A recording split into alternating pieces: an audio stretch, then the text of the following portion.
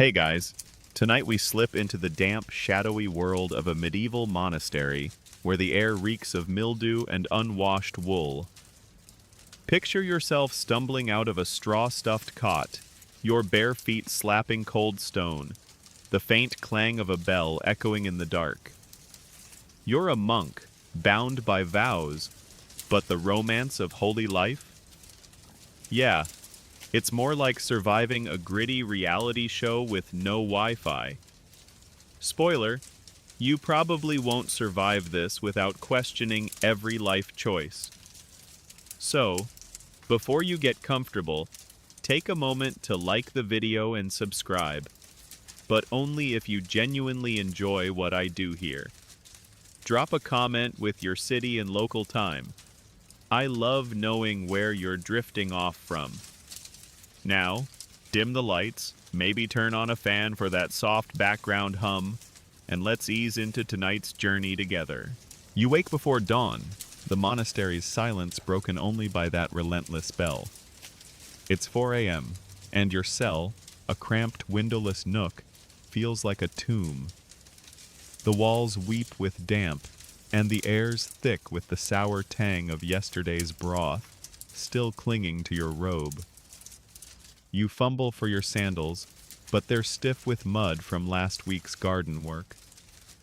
No coffee to jolt you awake. Caffeine centuries away. Instead, you splash your face with water so cold it stings, scooped from a bucket that's suspiciously cloudy.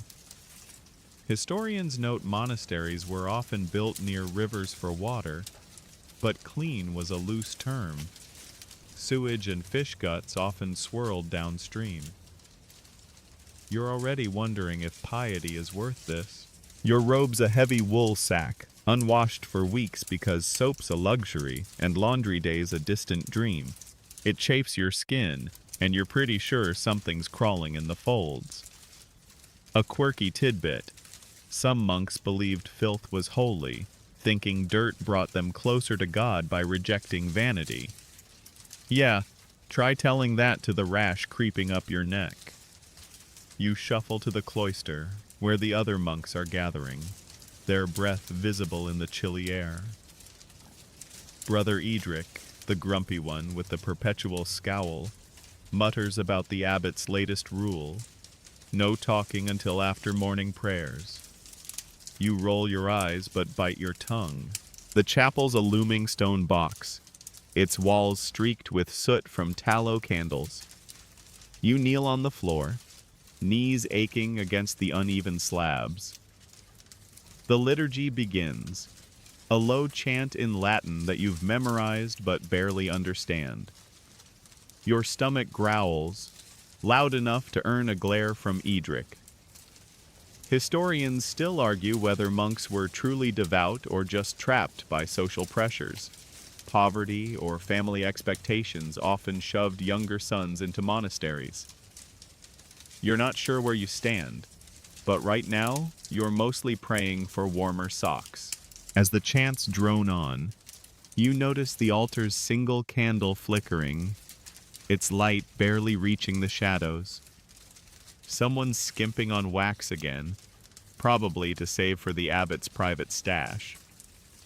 You smirk, imagining him hoarding it like a medieval Scrooge. The thought keeps you sane as your knees scream and the cold seeps deeper. Finally, the bell rings again, signaling the end of prayers. You stand, wincing, and trudge toward the refectory, hoping for something edible. Spoiler: hope's a dangerous game in a monastery. The refectory's no cozy diner. It's a long, dim hall with trestle tables and benches that creak under your weight. The smell hits first. Sour barley and something vaguely cabbage-like. You grab a wooden bowl and join the line, where a novice ladles out grayish slop. It's pottage, the medieval equivalent of sadness soup. Barley, leeks, and maybe a turnip if you're lucky. You take a spoonful and grimace. It's like chewing wet cardboard. You joke to yourself that the cook must be practicing for the Worst Chef award, but no one laughs. Talking still banned. Outside, the sky's turning gray, promising another damp day. You glance at the monastery's walls, thick and imposing, built to keep the world out and your doubts in. The morning's just begun, and you're already dreaming of your cot, lumpy as it is. But there's no rest yet. The abbot's got a full day planned, from copying manuscripts to dodging the latrine duty roster. You sigh, spooning more pottage, and brace for the grind. Welcome to monk life. Holy sure, but mostly just gross. You trudge from the refectory, your stomach still grumbling despite the pottage's best efforts to ruin your morning. The monastery's courtyard is a muddy mess, and your sandals squelch with every step.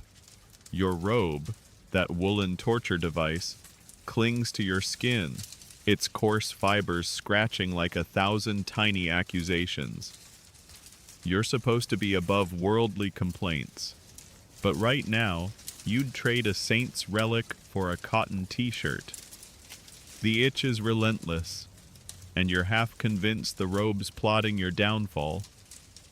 Medieval laundry's a cruel joke. Washing clothes means pounding them in a river with rocks, assuming the abbot even grants you the time. Most monks just let the dirt pile up, and you're no exception. Your robe's a patchwork of stains, broth, ink, and something you hope is just mud.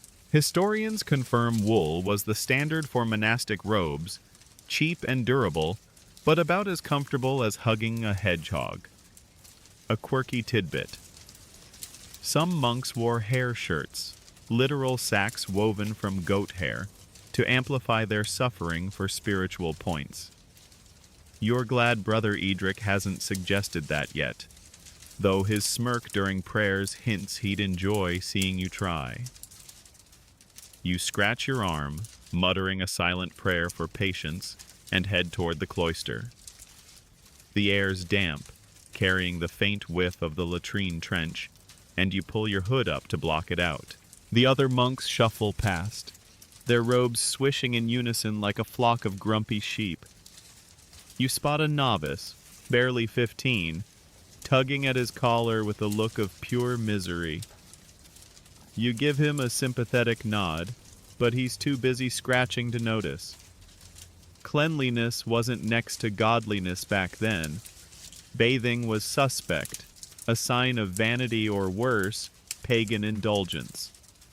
Historians still argue whether this obsession with filth was truly pious or just a practical surrender to scarce resources.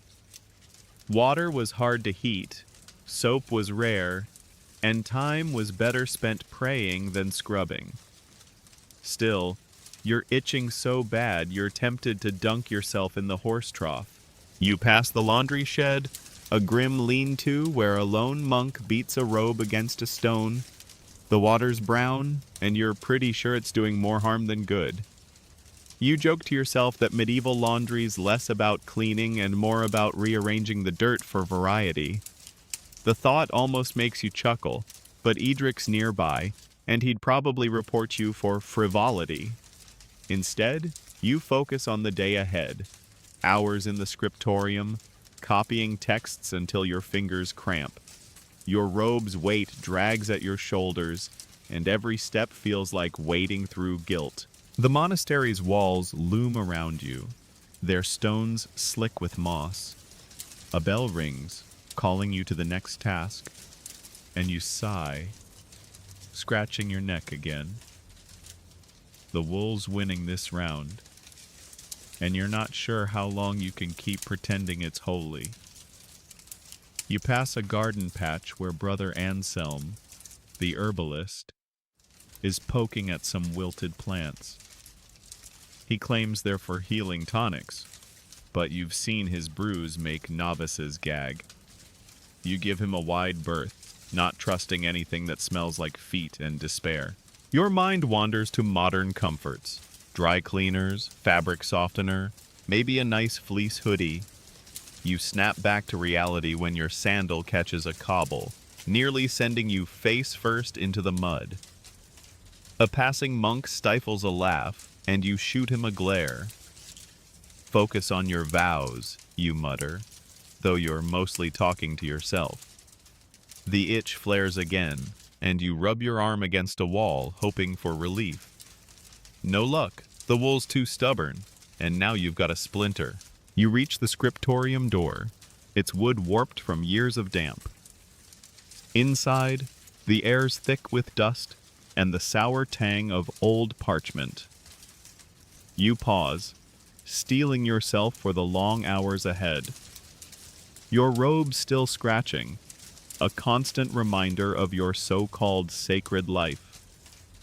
You joke that if suffering builds character, you're practically a saint already.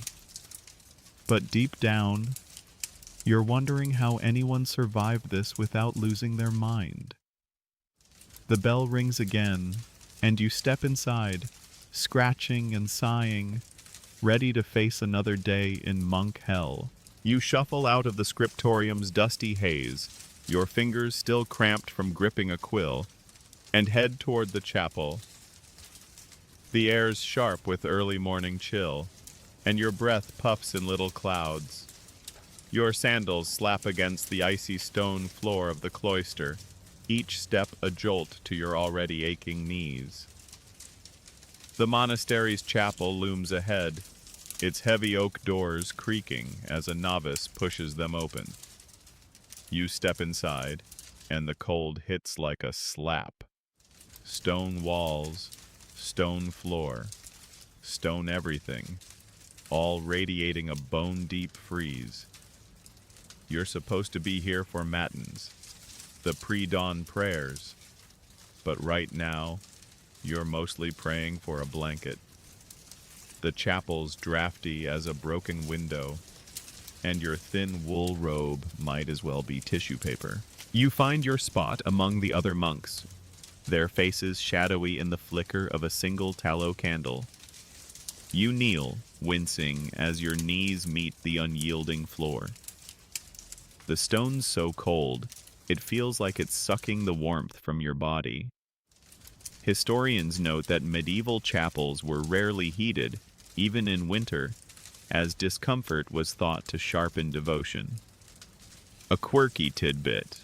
Some monks stuffed straw in their sandals for insulation, but you tried that once, and it just made your feet itch worse than the robe. You shift your weight, trying to ease the ache, but the stone doesn't care about your comfort. The abbot begins the chant, his voice a low drone in Latin. You join in, your words automatic, though your mind's wandering to the warm straw cot you left behind. The liturgy's long, and your knees scream for mercy. You glance at Brother Edric, who's kneeling ramrod straight, probably to prove he's holier than you. You joke to yourself that he's secretly got a cushion hidden under his robe. Wouldn't put it past him. The thought keeps you from groaning aloud, but it's a close call. Historians still argue whether these grueling prayer sessions built spiritual resilience or just broke the monk's spirits. You're leaning toward the latter, especially as a draft snakes down your neck. The candle sputters, throwing weird shadows on the chapel walls. You squint at the altar, where a crude wooden cross looms. It's supposed to inspire awe, but right now, it just looks like a reminder of your suffering. Your stomach growls, still mad about the pottage from earlier. You try to focus on the chant, but the cold's making your teeth chatter. You clench your jaw, hoping no one notices. A novice nearby sneezes, and you wince, remembering the monastery's last fever outbreak. Cleanliness might be next to godliness, but nobody told the chapel's damp walls. You shift again, your knees now numb, and notice a faint smell. Mildew mixed with the monk's collective unwashed funk. It's like the chapel's brewing its own special misery perfume. You'd laugh, but the abbot's glaring, and you don't need another lecture on frivolity. Instead, you focus on the rhythm of the chant, letting it lull you into a half-trance. The words blur together, and for a moment, you almost forget the cold. Almost. Then a gust rattles the chapel's narrow windows, and you're back to shivering. The prayers drag on, each verse feeling longer than the last. You steal a glance at the candle. It's barely burned down, meaning you've got at least another hour of this. You joke to yourself that if endurance is a virtue, you're practically glowing with it. But deep down, you're wondering how anyone kept faith when their toes were turning blue. The bell finally rings, signaling the end, and you stand, your knees creaking louder than the chapel door. You shuffle out, the cold stone still clinging to your bones, and head toward the refectory, hoping for something warm. Spoiler. It's probably just more pottage. You stumble out of the chapel, your knees still throbbing from the icy stone, and shuffle toward the refectory. The monastery's courtyard is cloaked in pre-dawn gloom, and your sandals sink into the mud with a sad little squelch. Your robes damp from the chapel's clammy air, and you're shivering like a stray dog in a storm.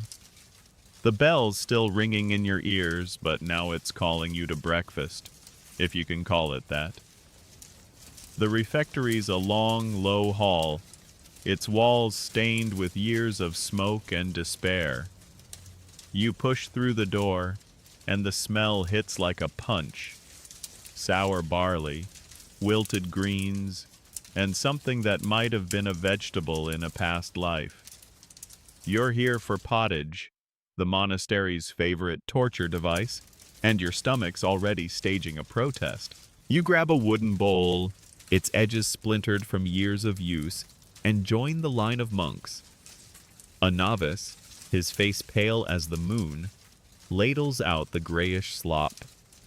It plops into your bowl with a sound that's more defeated than appetizing. You stare at it, willing it to transform into bacon, but miracles are in short supply. Historians confirm that monastic diets were deliberately bland, heavy on grains and vegetables to keep monks humble and focused on prayer. Meat was rare, reserved for feast days or the abbot's private table. A quirky tidbit: some monasteries kept fish ponds for protein, but you're pretty sure the slimy carp in yours is plotting revenge. You carry your bowl to a bench, dodging Brother Edric's judgmental stare. The pottage is lukewarm, tasting like wet socks with a hint of despair. You force down a spoonful, grimacing as it sticks to your throat. You joke to yourself that the cook's secret ingredient is regret, but no one's laughing. Talking's still banned during meals. You chew slowly, dreaming of forbidden treats: roasted pork, fresh bread, maybe a stolen apple from the orchard. Historians still argue whether monks craved meat out of hunger or just boredom with the endless pottage loop. You're betting on both, especially as your stomach growls loud enough to echo. The refectory's dim, lit by a few tallow candles that sputter and stink of animal fat. The benches creak under the monks' weight, and the air's thick with the sound of slurping and suppressed coughs. You notice a novice sneaking a second helping, his eyes darting like he's committing a felony. You don't blame him. Hunger's a louder voice than piety. You take another bite, wincing as a chunk of turnip crunches like it's still half raw. Your teeth ache, and you're reminded of the monastery's last dentist, a barber with a pair of pliers and zero chill. Outside, the sky's lightening, but it's still gray and damp, promising another day of mud and misery. You glance at the refectory's narrow windows, their glass cloudy with age. A faint draft sneaks in, making you pull your robe tighter, though it's about as warm as a wet towel. You joke that if suffering's the path to heaven, you're sprinting there. But deep down, you're wondering how long you can choke down this slop before you snap. The abbot's voice cuts through the silence, reading from a holy text while you eat. It's supposed to inspire, but it's mostly background noise to your pottage-induced misery. You finish the bowl, scraping the bottom out of sheer stubbornness. Your stomach's still complaining, but there's no seconds unless you want to risk a lecture on gluttony. You stand, your robe swishing, and file out with the others. The day's just starting, and you've got hours of copying manuscripts ahead. You pass the kitchen, where the cook's stirring another vat of pottage, and you suppress a shudder. The bell rings again, calling you to the scriptorium, and you trudge on, the taste of barley lingering like a bad memory. Welcome to another day of monk life, holy, hungry, and honestly kind of gross. You leave the refectory, the taste of pottage still haunting your tongue, and trudge through the muddy courtyard toward the scriptorium. The monastery's air is damp, carrying a whiff of rotting straw from the stables, and your sandals are soaked through. Your robe's itching again, but you're too tired to care. The scriptorium's a squat stone building, its narrow windows barely letting in the gray dawn light. You push open the heavy door, and a wave of musty air hits you. Dust, old parchment, and the faint tang of ink. Inside, rows of slanted desks line the room, each holding a monk hunched over a manuscript like a vulture guarding its lunch. You find your spot, the wooden stool creaking under your weight, and brace for hours of squinting and scribbling. Your task is copying a Latin psalter, its pages brittle and yellowed. The quill's a flimsy thing, its feather already fraying, and the ink's so thick it clots if you don't move fast. You dip the quill, careful not to splatter, and start tracing letters with agonizing precision. One slip, and Brother Anselm, the scriptorium's hawk-eyed overseer, will have you scraping parchment clean with a knife. Historians note that monasteries were key to preserving texts, producing countless Bibles and chronicles by hand. A quirky tidbit: some monks doodled in the margins, silly faces or grumpy cats, proof they were as bored as you. Your own fingers itch to sketch a snarky caricature of Anselm, but you'd rather not get flogged. The candle at your desk flickers, its light so dim you're half blind by noon. Your eyes sting, and your neck's screaming from hunching over. You pause to stretch, earning a glare from Anselm. You joke to yourself that he's probably part owl, with those unblinking eyes and a knack for swooping in when you slack. The room's quiet except for the scratch of quills and the occasional cough. Dust motes float in the air, tickling your nose, and you fight a sneeze, knowing it'll splatter ink and ruin your page. Historians still argue whether scriptorium work was meditative or just soul-crushing drudgery. You're voting drudgery, especially as a cramp seizes your hand. The parchment smells faintly of the sheep it came from, a reminder of the slaughterhouse origins of your holy work. You notice a smudge on the page, your fault, probably from wiping sweat off your brow. You dab at it with your sleeve, making it worse, and mutter a silent curse. Across the room, a novice drops his quill, splattering ink like a crime scene. Anselm's on him in seconds, hissing about wasted resources. You keep your head down, focusing on the next line. The Latin's a blur, and you're not even sure what you're copying anymore. Something about divine wrath, probably. Your stomach growls, still mad about the pottage, and you dream of the orchard's apples, though stealing one's a sin. You joke that if God's watching, he's probably bored by your looping letters and rumbling gut. The candle's burning low, and you're tempted to accidentally knock it over for a break. Instead, you keep writing, your hand moving on autopilot. The scriptorium's cold, despite the bodies packed in, and a draft keeps sneaking under your robe. You shift on the stool, your backside numb, and glance at the window. The sky's still gray, promising more rain and misery. Hours crawl by and your page is nearly done. Your fingers are ink-stained, your eyes ache, and you're pretty sure you've aged a decade. Anselm prowls past, nodding at your work, which is as close to praise as you'll get. You finish the last line, your quill trembling, and lean back, exhausted. The bell rings, signaling the end of the session, and you stand, your joints creaking louder than the door. You file out, the dust clinging to your robe, and head toward the cloister, dreading whatever's next. Probably weeding, or worse, latrine duty. The scriptorium's behind you, but its ache lingers. A reminder that monk life's as much about endurance as faith. You shuffle out of the scriptorium, your fingers still cramped from the quill, and make your way to the monastery's herb garden. The courtyard's a soggy mess, and your sandals squish with every step, the mud sucking at your soles like it's got a personal grudge.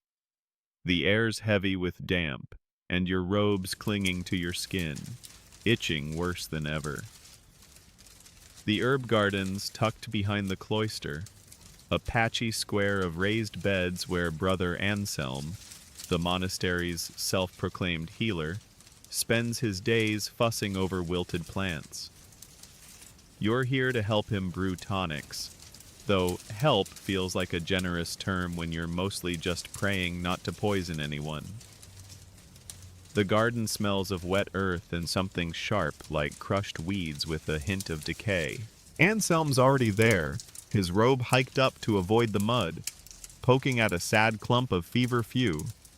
He hands you a basket and barks orders. Gather sage, yarrow, and something he calls monk's bane that looks suspiciously like it could kill you. You nod, pretending you know what's what, and start plucking leaves. Historians confirm that monasteries were early pharmacies, growing herbs for remedies that ranged from clever to downright deadly. A quirky tidbit.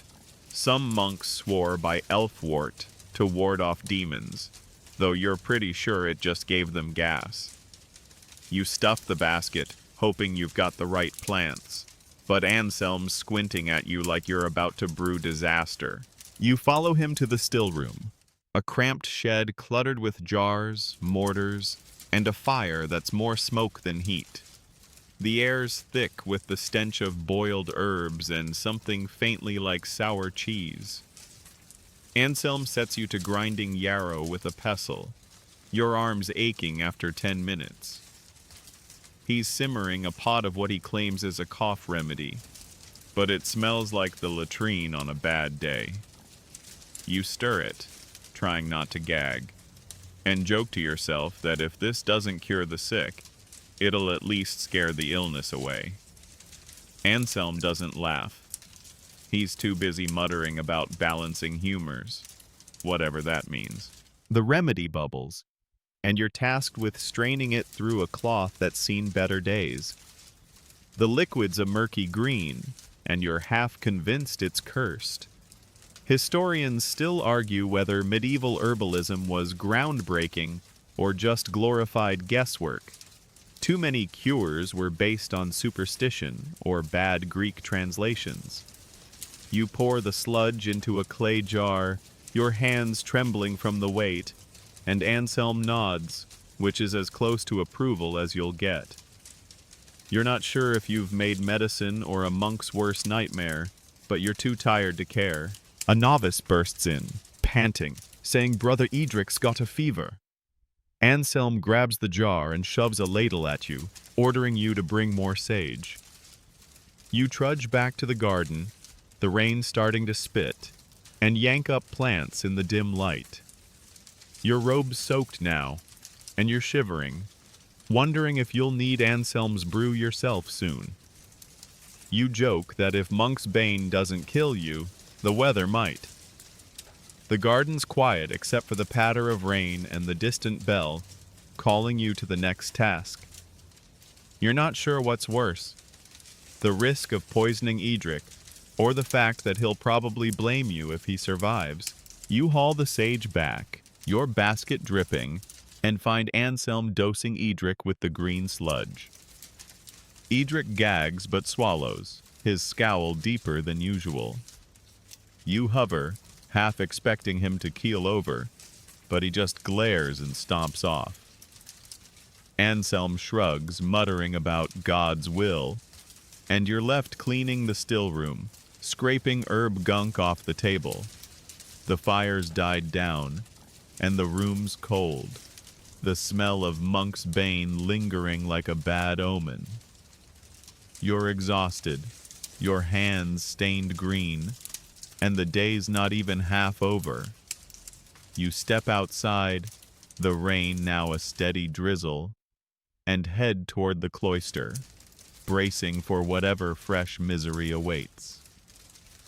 Monk life's holy, sure, but it's also a masterclass in surviving gross. You slog away from the still room, the bitter tang of Monk's Bane still clinging to your hands, and trudge through the monastery's muddy courtyard. The rain's a steady drizzle now, soaking your robe until it weighs as much as a wet dog. Your sandals are caked with mud, and every step feels like a losing battle with the earth itself. The bell's tolling again, but this time, it's for the great silence. A hours-long stretch where talking's forbidden, even for urgent stuff like, "Hey, the latrine's overflowing." You're supposed to be contemplating God, but right now, you're mostly contemplating how to not scream at the next monk who bumps into you. The cloister's dim, its stone arches slick with rain, and you join the silent shuffle of monks heading to their tasks. The great silence is no joke. Breaking it can earn you a week of scrubbing pots or worse, a public shaming in the chapter house. Historians confirm that silence was a core monastic vow, meant to curb gossip and focus the mind on prayer. A quirky tidbit, some monks got so good at hand signals they could argue without saying a word, like medieval mimes with grudges. You're not that skilled yet, so you keep your eyes down, dodging Brother Edric's glare. He's still mad about the tonic, probably. Or maybe that's just his face's default setting now. You clench your jaw, fighting the urge to mutter something snarky about his fever. You're assigned to the garden today, weeding under Anselm's watchful eye. The silence makes it worse. Every squish of mud, every snap of a weed, feels deafening. Your hands are freezing, and the rain's trickling down your neck, pooling in your robe's folds. You yank at a stubborn root, nearly toppling into the mud, and catch yourself just in time. You joke to yourself that if God's testing your patience, you're flunking spectacularly. The vow's supposed to be spiritual, but it's mostly just you wrestling with the urge to yell, "This sucks!" to the heavens. Historians still argue whether silence fostered holiness or just bottled up resentment until someone snapped. You're leaning toward the latter, especially as a thorn jabs your thumb. Anselm gestures for you to move to the next bed, his hands slicing the air like he's conducting an orchestra of misery. You nod, biting back a sigh, and kneel in the muck. The weeds are relentless, and your fingers are numb, stained with dirt and sap. You glance at the other monks, their faces blank as they hoe or prune in silence. One novice, the kid who sneezed in chapel, keeps rubbing his eyes, probably fighting the same urge to curse as you. You'd give him a sympathetic look, but eye contact feels risky when everyone's supposed to be inwardly focused. You roll your eyes instead, hoping God's not taking notes. The rain picks up, and your robe's now a sodden weight dragging at your shoulders. You're tempted to accidentally snap a weed too loud, just to break the oppressive quiet. But Anselm's watching like a hawk. You joke that he's probably got a secret tally of your sins, ready to snitch to the abbot. The thought keeps you weeding, though your mind's screaming for a hot bath and a nap. The silence stretches on, and you start counting weeds to stay sane. 23, 24, each one a tiny rebellion against the vow. Finally, the bell rings, signaling the end of the task. You stand, your knees creaking, and file back to the cloister with the others. The silence holds, but you catch a novice's stifled yawn, and it's almost as good as a laugh. Your robe's dripping, your hands are filthy, and you're pretty sure you've got mud in places mud shouldn't be. You head toward the refectory, dreading another bowl of pottage, but at least you can chew in silence. The great silence is holy, sure, but it's also a masterclass in keeping your sanity under lock and key. You're surviving, barely, and that's victory enough for now. You shuffle out of the garden, mud caking your sandals, and your robe sodden from the relentless drizzle. The great silence still grips the monastery, so you swallow the urge to grumble as you head toward the chapter house. Your hands are gritty with dirt, and your back aches from yanking weeds in Anselm's muddy domain. The cloister's stone arches loom overhead, slick with rain, and the air's thick with the smell of wet wool, and faintly, the latrine's ever-present whiff. The chapter house is where the monks gather daily to discuss monastery business. Well, discuss is generous when it's mostly the abbot barking orders and everyone else nodding like scolded novices. Today you're bracing for a fight over something petty, probably candle rations or who forgot to muck the stables. You slip into the chapter house, a dim vaulted room with benches lining the walls. The other monks are already seated, their faces blank under the silence vow, though you catch a few side eyes. Brother Edric's in his usual spot, looking like he's chewing a wasp, probably still sour about his fever tonic. You find a bench, the wood creaking under your damp robe, and try to look pious. The abbot stands at the front, his face carved from stone, holding a ledger that tracks every monk's sins and contributions. Historians note that monasteries were like mini-cities, with complex hierarchies and rivalries over resources. A quirky tidbit. Some monks bribed each other with extra bread to dodge latrine duty, medieval office politics at its finest. The abbot clears his throat, breaking the silence, and starts droning about the week's tasks. Then it happens. He announces a cut in candle rations because someone, nobody's fessing up, left a dozen burning in the scriptorium overnight. The room tenses. Candles are gold in a place where darkness rules half the day. Edric shoots a glare at a nervous novice, and you're pretty sure accusations are about to fly.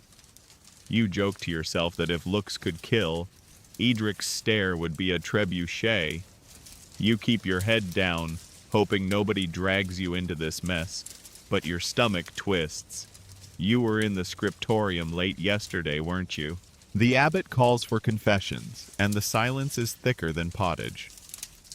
Historians still argue whether these chapter house meetings strengthened community or just fueled grudges. Right now, you're betting on grudges. Nobody speaks, so the abbot assigns extra prayers for everyone, plus a collective stable cleaning shift. You bite back a groan, knowing the stables smell worse than the latrine on a hot day. A novice fidgets, his face red, and you wonder if he's the candle culprit. You'd sympathize, but you're too busy dreading the shovel you'll be wielding tomorrow.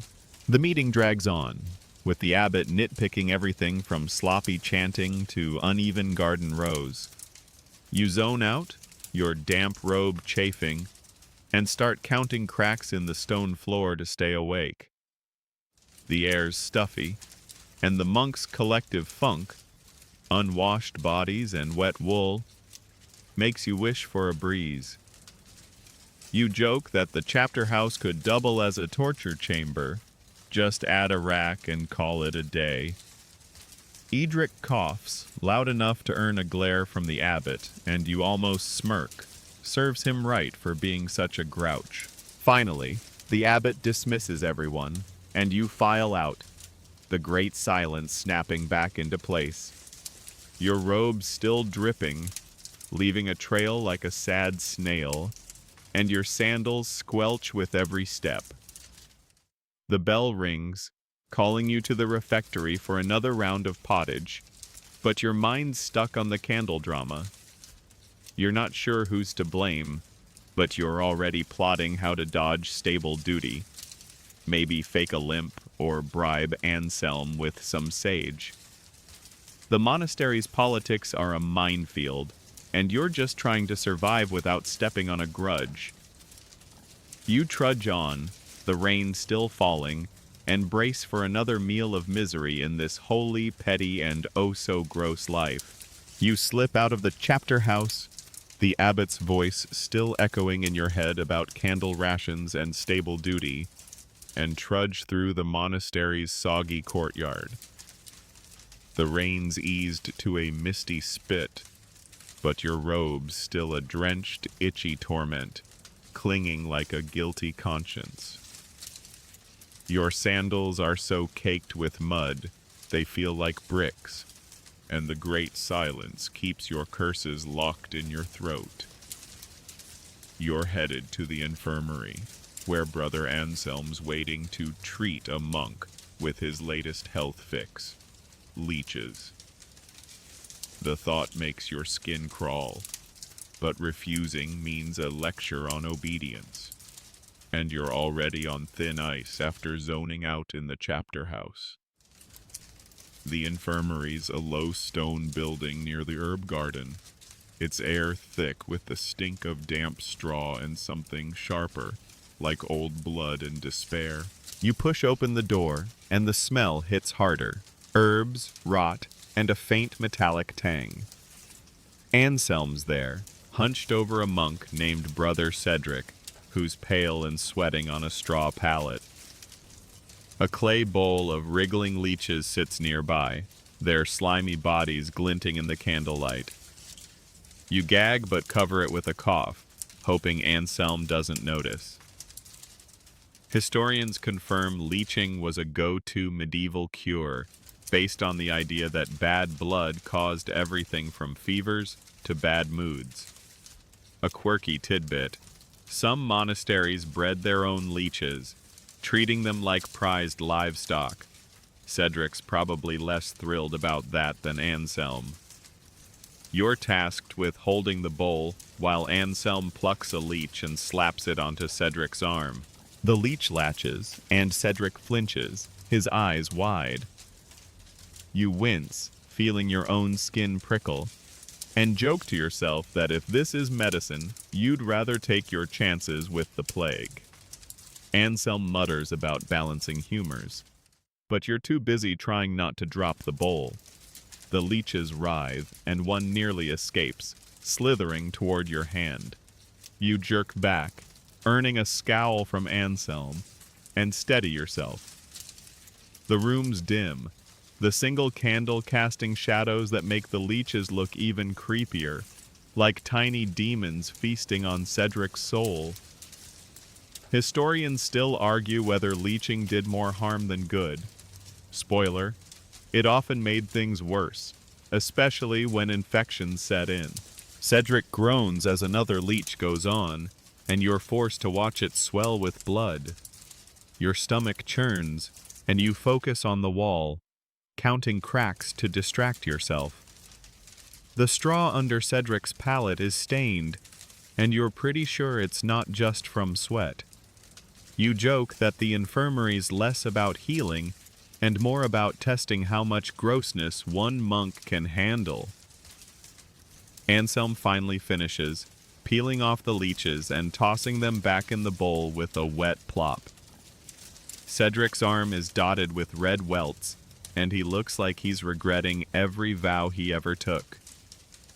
You're right there with him. Anselm hands you a rag to wipe the blood, and you dab at Cedric's arm, trying not to gag again. The rag's already stiff with who knows what, and you're praying this doesn't make you the next infirmary guest. The air's heavy, and a draft carries the smell of the latrine, because of course it does. You finish cleaning, and Anselm dismisses you with a grunt, already poking at another jar of mystery sludge. You step outside, the misty air almost refreshing after the infirmary's stench, but your hands still feel slimy, like the leeches left their mark on your soul. The bell rings, calling you to the cloister for prayers, and you trudge on, your robe still damp, and your mind stuck on those wriggling nightmares. You're not sure what's worse, the leeches, the silence, or the fact that you're starting to get used to this. You joke that if monk life's a path to holiness, it's paved with slime and suffering. The courtyard's quiet, the other monks moving like ghosts in the mist, and you brace for another round of kneeling on cold stone. Leech therapy's behind you, but the monastery's got plenty more grossness waiting. You're surviving, barely, and that's all you can ask for in this holy, itchy, blood-sucking world. You stumble out of the infirmary, the slimy ghost of leeches still haunting your hands, and slog through the monastery's misty courtyard. The rain's tapered to a fine drizzle, but your robe's a sodden weight, itching worse than a guilty conscience. Your sandals squish with mud, and the great silence keeps your grumbles locked tight. You're headed to the cloister, but a nagging thought hits. You haven't bathed in weeks, and the grime's starting to feel like a second skin. Bathing's frowned upon, too much like vanity, and the abbot's got a nose for sin. But there's a rain barrel by the stables, half hidden and tempting. You're risking a scolding, maybe worse, but the thought of scrubbing off the infirmary's stench is too good to pass up. You detour behind the stables, the air thick with the reek of manure and wet straw. The barrel's there, its water murky but cleaner than your robe. You glance around, no monks, just a curious rat scurrying past. You dip your hands, the cold biting your fingers, and splash your face, feeling the grime loosen. It's not a hot shower, but it's heaven compared to leech duty. Historians confirm bathing was rare in monasteries, seen as a luxury that distracted from spiritual focus. A quirky tidbit: some monks believed dirt warded off demons, though you're pretty sure it just attracts fleas. You scrub your neck, ignoring the itch of your robe, and hope nobody catches you.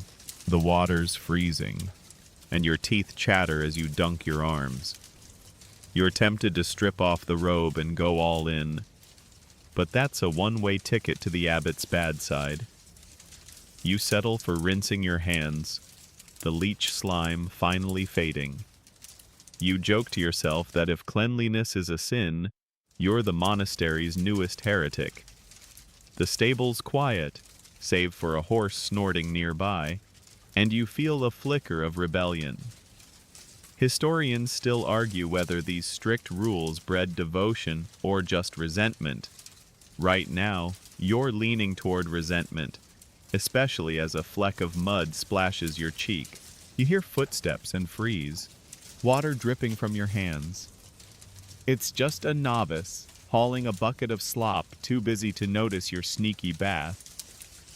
You exhale, grabbing a rag from the barrel's edge. Probably meant for the horses, but you're past caring. You wipe your face, the cloth rough but satisfying, and feel human for the first time in days. The barrel's surface ripples, reflecting your tired eyes, and you wonder how long you can keep this up. Vows, silence, leeches, all of it. You're not sure if you're washing away dirt or doubts, but it feels good either way. The bell rings, snapping you back to reality.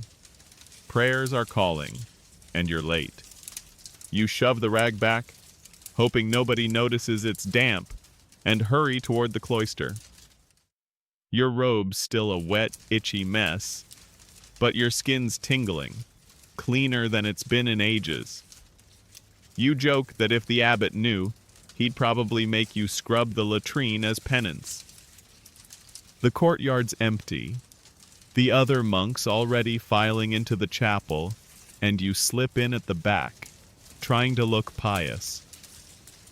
Brother Edric's there, his scowl sharper than ever, and you wonder if he smells the rebellion on you.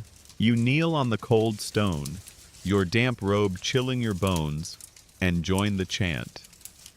The Latin's a blur, but the rhythm's soothing, almost enough to make you forget the barrel and the risk you took. Almost. Your hands still feel clean, a secret victory under the monastery's grime. You're not sure if you're closer to God or just closer to cracking, but for now, you're savoring the small win. The chant drags on, and you brace for the day's next task, probably more mud or misery. Monk life's holy, sure, but it's also a daily dance with grossness, and you're just trying to keep your footing. You slip out of the chapel, the Latin chant still humming in your ears, and trudge through the monastery's damp courtyard. Your robe's a soggy, itchy torment, but your freshly scrubbed hands from that sneaky barrel bath feel like a quiet rebellion. The mists thickened, cloaking the stone walls in a ghostly haze, and your sandals squelch in the mud. The great silence holds, so you swallow the urge to curse as you head toward the gatehouse. A group of peasants has arrived, seeking blessings or charity, and you're on duty to greet them. The air's heavy with the scent of wet earth and something sharper. Unwashed bodies, probably not just yours. You brace yourself, knowing these visitors bring more than prayers. They bring the outside world's stink and chaos. The gatehouse is a cramped stone nook, its wooden bench splintered and damp. You stand by the iron-grated window, peering out at the ragtag crowd. There's a farmer with a face like weathered leather, a woman clutching a snotty toddler, and an old man muttering about demons. Their clothes are patched, caked with dirt, and the smell hits you before they even speak. Sweat, livestock, and something like sour milk. Historians confirm monasteries were magnets for the poor, offering food or prayers in exchange for labor or loyalty. A quirky tidbit. Some peasants faked ailments to score free bread, and you're already side-eyeing the old man's demon story. You gesture for them to state their business, keeping your face neutral despite the stench. The farmer steps forward, asking for a blessing on his wilting crops. You nod, muttering a quick prayer in Latin, hoping it sounds holy enough. The woman's next, shoving her toddler forward for a cure for his cough.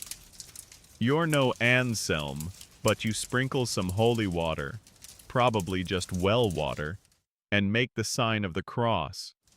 The kid sneezes, and you dodge, joking to yourself that if you catch his cold, you'll blame the abbot for this duty. The smell's getting worse, and you're breathing through your mouth, trying not to gag. Historians still argue whether monasteries genuinely helped the poor or just propped up the church's power. Right now, you're too busy dodging snot to care. The old man's turn comes, and he's ranting about demons in his barn. You're tempted to roll your eyes but offer a standard prayer instead, tossing in some extra Latin for flair. He seems satisfied, but his breath's so foul you lean back, your robe brushing the damp wall. You joke that if demons smell like this, they're already winning. The crowd's growing, and a few more stragglers join, their boots tracking mud onto the gatehouse floor. You're supposed to be charitable, but the stench is testing your vows. A young girl tugs your robe, asking for bread, and you point her to the almoner, hoping there's something left in the pantry. The gatehouse is stifling now, the air thick with the peasant's funk and your own damp wool. You're desperate for a breeze, but the grated window's useless. Brother Edric passes by, his scowl sharper than ever, probably judging your worldly interactions. You ignore him, focusing on the next petitioner, a limping man who smells like he slept in a pigsty. You bless his twisted ankle, your words mechanical, and wonder how long you can keep this up.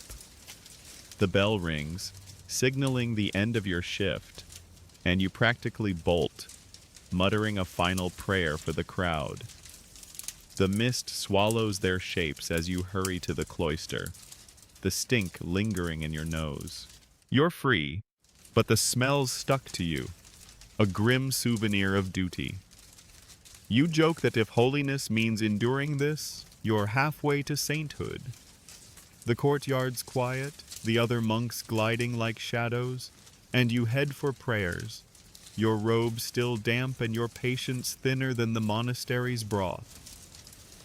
The peasants' faces linger in your mind, their desperation a mirror to your own doubts. Monk life's supposed to be sacred, but it's also a daily wrestle with grossness, and you're just trying to stay upright in the mud. You shuffle away from the gatehouse, the peasant's stench still clinging to your nose like a bad memory, and trudge through the monastery's misty courtyard. Your robe's a damp, itchy weight, and your sandals are so mud-caked they're practically part of the earth. The great silence smothers any chance to vent, so you grit your teeth and head toward the dormitory. It's late, the sky a bruised gray, and the bells calling for Compline, the final prayers before bed. But tonight, the novices have other plans, whispering ghost stories in the dormitory's shadows, a risky break from the silence. You're roped in, half reluctant, half thrilled, because who can resist a spooky tale when the monastery's already creepy as a crypt? You slip into the dormitory, a long, low room with straw pallets lined against stone walls. The air's thick with the smell of unwashed monks and musty straw, and a single tallow candle flickers, throwing jittery shadows. The novices huddle in a corner, their faces lit like conspirators. Brother Cedric's there, still pale from his leech ordeal, leading the charge. He's spinning a yarn about a monk who vanished after cursing the abbot, now haunting the cloister with a wail like a kicked dog. Historians confirm monasteries were hotbeds for ghost stories, blending pagan folklore with Christian dread. A quirky tidbit: some monks swore they saw saint spirits glowing in the chapel, though you're betting it was just bad pottage messing with their heads. You settle on a pallet, your robe chafing, and listen as Cedric's voice drops to a whisper. The novices lean in, eyes wide, and you feel a shiver that's not just from the damp. The story's nonsense: haunted monks, cursed bells, but the candles flicker and the dormitory's creaks make it real enough. You joke to yourself that if ghosts are real, they're probably just mad about the pottage too. Cedric's tale gets wilder, claiming the ghost monk steals candles to light his eternal penance. You stifle a snort, remembering the chapter house drama over rations, but the novices are eating it up, one kid practically trembling. The dormitory's cold, the stone walls weeping with damp, and you pull your robe tighter, though it's about as warm as a wet rag. Historians still argue whether these stories were harmless fun or a subtle rebellion against the monastery's rigid rules. Right now, you're rooting for rebellion, because this beats chanting psalms. Cedric passes the storytelling to a novice, who stammers about a spectral hand in the scriptorium, smudging ink on sinful pages. You roll your eyes but lean closer, caught in the spooky vibe. The candle sputters, and someone gasps, making you jump. You'd laugh, but the silence vows still in play, and you don't need Edric ratting you out. The tales keep coming: haunted wells, ghostly abbots, even a demonic rat in the kitchen.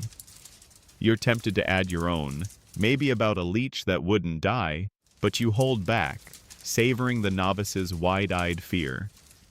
You joke that if scaring each other is a sin, you're all doomed to scrub latrines for eternity. The dormitory's shadows dance, and every creak feels like a ghost's step.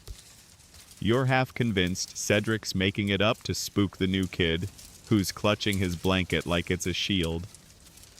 The bell rings for Compline, cutting the story short, and you all scatter, the candle snuffed with a hiss. You file out, the mist thicker now, swallowing the courtyard. Your robe's still damp, and the ghost stories linger, making the cloister's arches look sinister. You head to the chapel, the novice's whispers echoing in your mind, and kneel on the cold stone, the chants a dull hum. The spooky thrill's fading, but it was worth it. A tiny escape from the monastery's grind. You're not sure if you believe in ghosts, but you're starting to think monk life's haunting enough on its own.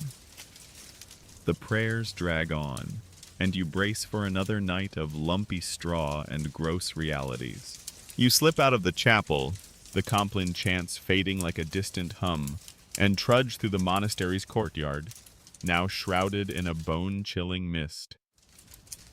Your robe's a sodden, itchy weight, and your sandals squelch in the mud, each step a reminder of the endless damp. The ghost stories from the dormitory still linger, making the cloister's shadows seem a little too alive, but the real terror is the cold. Winter's claws are digging in, and your tiny cell, a stone box with a straw pallet, offers no mercy. You're headed there now, bracing for a night of shivering so intense, you'll be dreaming of hell just for the warmth. The bell's silent, the great silence heavier than ever, and you're alone with your chattering teeth. You push open the cell's warped door, and the air inside is somehow colder than outside, sharp enough to sting your lungs. The straw pallet's thin, lumpy with damp, and the single wool blanket so threadbare it's more holes than fabric. You kick off your sandals, your toes already numb, and huddle on the pallet, pulling the blanket tight. It smells of mildew and despair, and you're pretty sure a mouse nested in it last week. Historians confirm winter was brutal for monks. With unheated cells and no fire allowed, suffering was supposed to bring you closer to God. A quirky tidbit: some monks slept in their robes for warmth, though you're betting it was just to avoid frostbite. Your breath clouds in the dim moonlight, leaking through a crack in the wall. You curl up, tucking your hands under your arms, but the cold seeps into your bones like it's got a personal vendetta. You joke to yourself that if this is holy suffering, you'd rather be a sinful toaster right now. The cell's walls are slick with frost, and every creak sounds like the ghost monk from Cedric's story, probably laughing at your misery. You try to pray, hoping it'll distract you, but your teeth are chattering too hard to focus. Historians still argue whether this harsh life forged spiritual strength or just broke bodies. Your frozen toes are voting for the latter. You shift, the straw poking through the blanket, and remember the candle ration drama from the chapter house. A candle would be nice now, its tiny flame a rebellion against the dark and cold. But the abbot's rules are iron, and you're stuck with the moonlight and your own shaky breath. You pull the robe tighter, though it's as warm as a wet sock, and try to imagine summer. The orchard's warmth, the buzz of bees. It's no use. The cold's too real, gnawing at your fingers and creeping up your spine. You joke that if you survive this winter, you deserve a sainthood, or at least a hot bath. The monastery's quiet, save for the distant howl of wind rattling the cloister. You wonder how the other monks are faring. Edric's probably scowling even in his sleep, and Cedric's likely cursing the leeches that didn't warm him up. Your toes curl against the pallet, seeking any scrap of heat, and you start counting breaths to stay sane. 1, 2, 3, each puff a tiny cloud in the dark.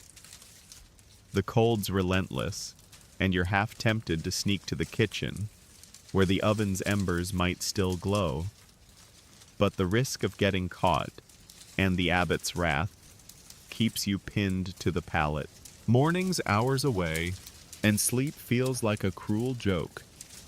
You close your eyes, willing your body to relax, but the frost's biting harder now, a reminder of the monastery's unforgiving rules. You joke that if God's testing you, he's got a twisted sense of humor. The cell's a tomb, the blanket a sham, and you're just trying to make it to dawn without turning into an icicle. You drift into a fitful doze, the cold chasing you even into dreams, and brace for another day of mud, prayers, and the gross grind of monk life. Holiness might be the goal, but right now, survival's the only miracle you're chasing. You wake in your frigid cell, the straw pallet poking your back, and the thin blanket doing nothing against the winter's bite. Your toes are numb, your breath still clouding in the dim pre-dawn light. And the ghost of last night's ghost stories makes the shadows feel a bit too lively. You haul yourself up, wincing as your joints creak louder than the monastery's ancient doors, and slip into your muddy sandals. The great silence hangs heavy, so you swallow a groan and shuffle toward the cloister, your robe itching like it's mocking your misery. Today's task is lighter, morning prayers, but your mind's elsewhere, tangled in thoughts that no monk should entertain. Forbidden feelings, a dangerous spark for someone in the village, glimpsed during gatehouse duty. You're supposed to be chaste, but your heart's staging a quiet mutiny. The chapel's as cold as your cell, its stone floor a fresh assault on your aching knees. You kneel among the other monks, their faces shadowed in the flicker of a lone candle, and try to focus on the Latin chants. But your thoughts drift to her, the baker's daughter, with flour-dusted hands and a laugh that cut through the gatehouse's stink. You saw her last week, dropping off bread for the almoner, and her smile lodged in your chest like a splinter. Historians confirm monastic vows of chastity were strict, often enforced with public shaming or worse. A quirky tidbit. Some monks wrote secret love poems, hiding them in psalter margins, though you're not foolish enough to try that. Yet. The abbot's voice drones, and you mouth the words, but her face keeps surfacing. You're not in love, you tell yourself. Just lonely, starved for something beyond pottage and prayers. Still, the guilt's heavy, like a second robe. You glance at Brother Edric, his scowl fixed on the altar, and wonder if he'd smell the sin on you. You joke to yourself that if Edric's heart ever thawed, he'd probably scowl at that too. The cold stone numbs your knees, and you shift, trying to pray away the thoughts. Historians still argue whether monks truly embraced celibacy or just buried their desires under layers of guilt. You're definitely in the guilt camp, each chant feeling like a plea for forgiveness. The candle sputters, its light barely reaching the chapel's sooty walls. You imagine her at the bakery, kneading dough, the warmth of the oven a world away from this icy tomb. Your vows are supposed to shield you, but they feel like chains today, rattling with every forbidden thought. You clench your hands, nails digging into your palms, and force your eyes to the cross. It's no use.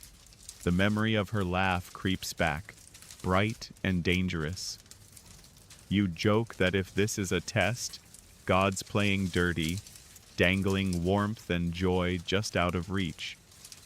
The other monks chant on, oblivious, and you wonder if anyone else is fighting their own secret battles. The bell rings, signaling the end of prayers, and you stand, your knees screaming. You file out, the mist outside thick and cold, swallowing the courtyard. Your robe's damp, your heart's heavier, and you're headed to the refectory for another bowl of pottage. You try to shake her from your mind, but it's like shaking off the mud on your sandals. Impossible. You pass the gatehouse, half hoping to see her, half dreading it. Nothing but shadows and the distant bleat of a goat. You're not sure if you're more afraid of divine wrath or your own weakness, but the feeling's there. A quiet ache under the monastery's grind. You reach the refectory, the familiar stink of barley and despair waiting.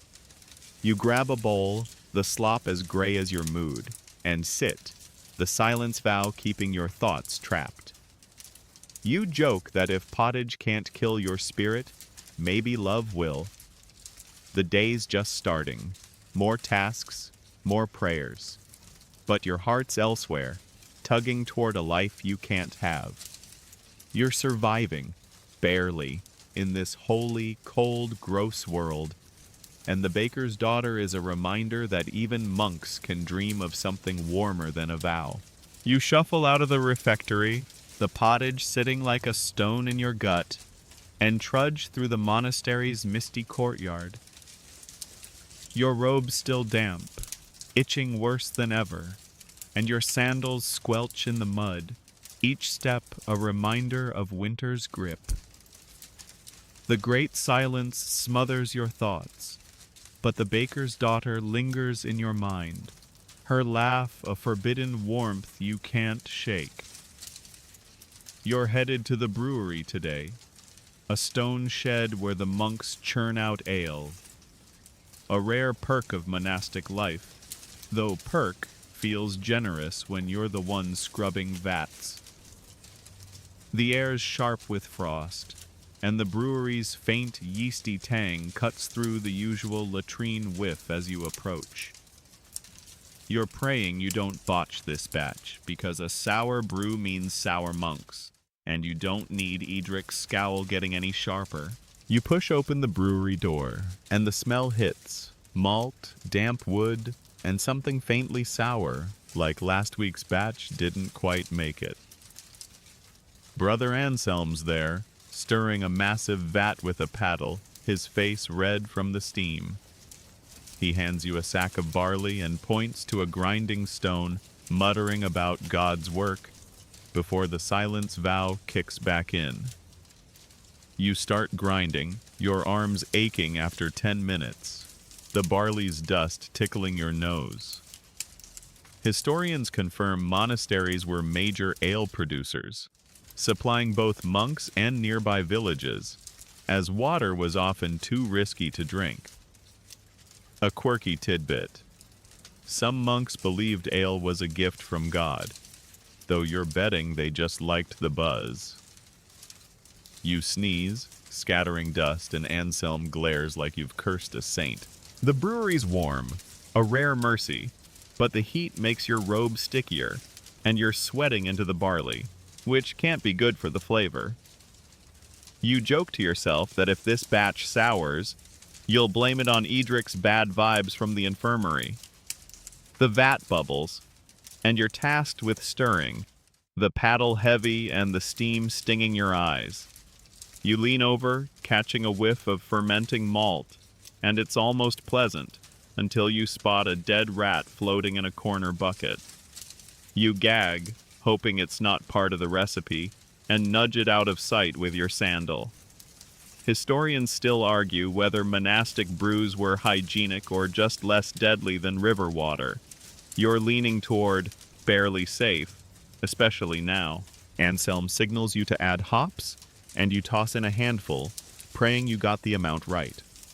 The last monk who overhopped a batch got latrine duty for a month, and you're not keen to follow.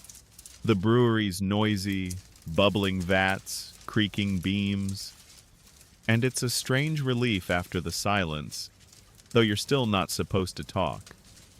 Your mind drifts back to the baker's daughter, her flour-dusted hands a world away from this sweaty, rat-infested shed. You stir harder, as if you can churn out the guilt, but it's stubborn, like the barley grit under your nails. You joke that if love's a sin, at least ale might numb the shame. The vat's done, and Anselm checks the brew, sniffing like a hound. He grunts, high praise from him, and you're off the hook for now. You wipe your brow, smearing malt dust, and head to clean the grinding stone, your robe now a canvas of sweat and barley flecks. The brewery's warmth is fading, and the cold creeps back as you step outside, the mist swallowing the courtyard. The bell rings for prayers, and you trudge to the chapel, your arms throbbing and the ale's yeasty tang still in your nose. You're not sure what's worse, the risk of souring the brew or the fact that it's the highlight of your day. You kneel in the chapel, the stone floor biting your knees, and try to focus on the chants. The other monks are shadows in the candlelight, and Edric's scowl feels like it's boring into you.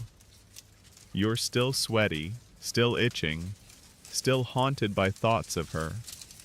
You joke that if monk life's a path to holiness, it's paved with rats and regret. The brewery's behind you, but its smell clings, a reminder that even the monastery's small joys come with a side of gross. You're surviving, barely, in this cold, silent, ale-soaked world, and all you can do is keep stirring through the mess. You stumble out of the chapel, the chants fading into the frosty air, and trudge through the monastery's courtyard, the mist curling like a ghost around the stone arches. Your robe's a damp, barley-dusted mess from the brewery, itching worse than a bad conscience, and your sandals squelch in the mud.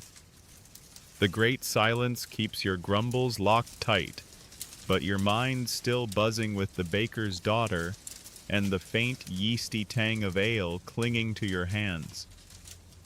You're headed to the sacristy now, tasked with guarding a saint's relic. A knucklebone the abbot swears is holy, though you're not so sure. The sacristy's a small, shadowy room off the chapel, and you're bracing for a long, creepy shift of watching a bone that's probably just from some poor sheep. You push open the sacristy door, and the air's thick with incense and dust, a cloying mix that tickles your nose. The relic sits on a wooden stand, wrapped in a frayed cloth, lit by a single tallow candle that sputters like it's as skeptical as you. You settle on a stool, your robe chafing, and stare at the bone. It's tiny, yellowed, and frankly unimpressive, hardly the stuff of miracles. Historians confirm relics were big business in medieval monasteries, drawing pilgrims and their coins with promises of healing or salvation. A quirky tidbit. Some monasteries peddled fakes, like pig bones or random pebbles, and you're half convinced this knuckles one of them. You lean closer, squinting, and joke to yourself that if this is a saint, they must have been a very small one. The sacristy's cold, the stone walls weeping with damp, and the candle's light barely reaches the corners, where shadows pool like ink. You're supposed to pray or meditate, but your mind's wandering, back to the brewery's warmth, the baker's daughter's laugh, anything but this creepy bone. You shift on the stool, the wood creaking, and hear a faint scuttle in the dark. Probably a rat, but after Cedric's ghost stories, you're not taking chances. You mutter a quick prayer, half for protection, half to stay awake. Historians still argue whether relics inspired genuine faith or just propped up the church's power. You're leaning toward power, especially when the abbot's counting the pilgrims' donations. The candle flickers, and you catch yourself nodding off, the bone blurring in your vision. You snap upright, rubbing your eyes, and check the cloth. Still there, still questionable. You joke that if this relic's holy, it's doing a lousy job of keeping you warm.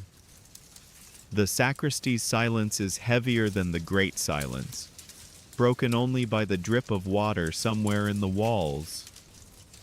You wonder how many monks before you sat here, guarding this maybe saint's maybe bone, and if they doubted it too.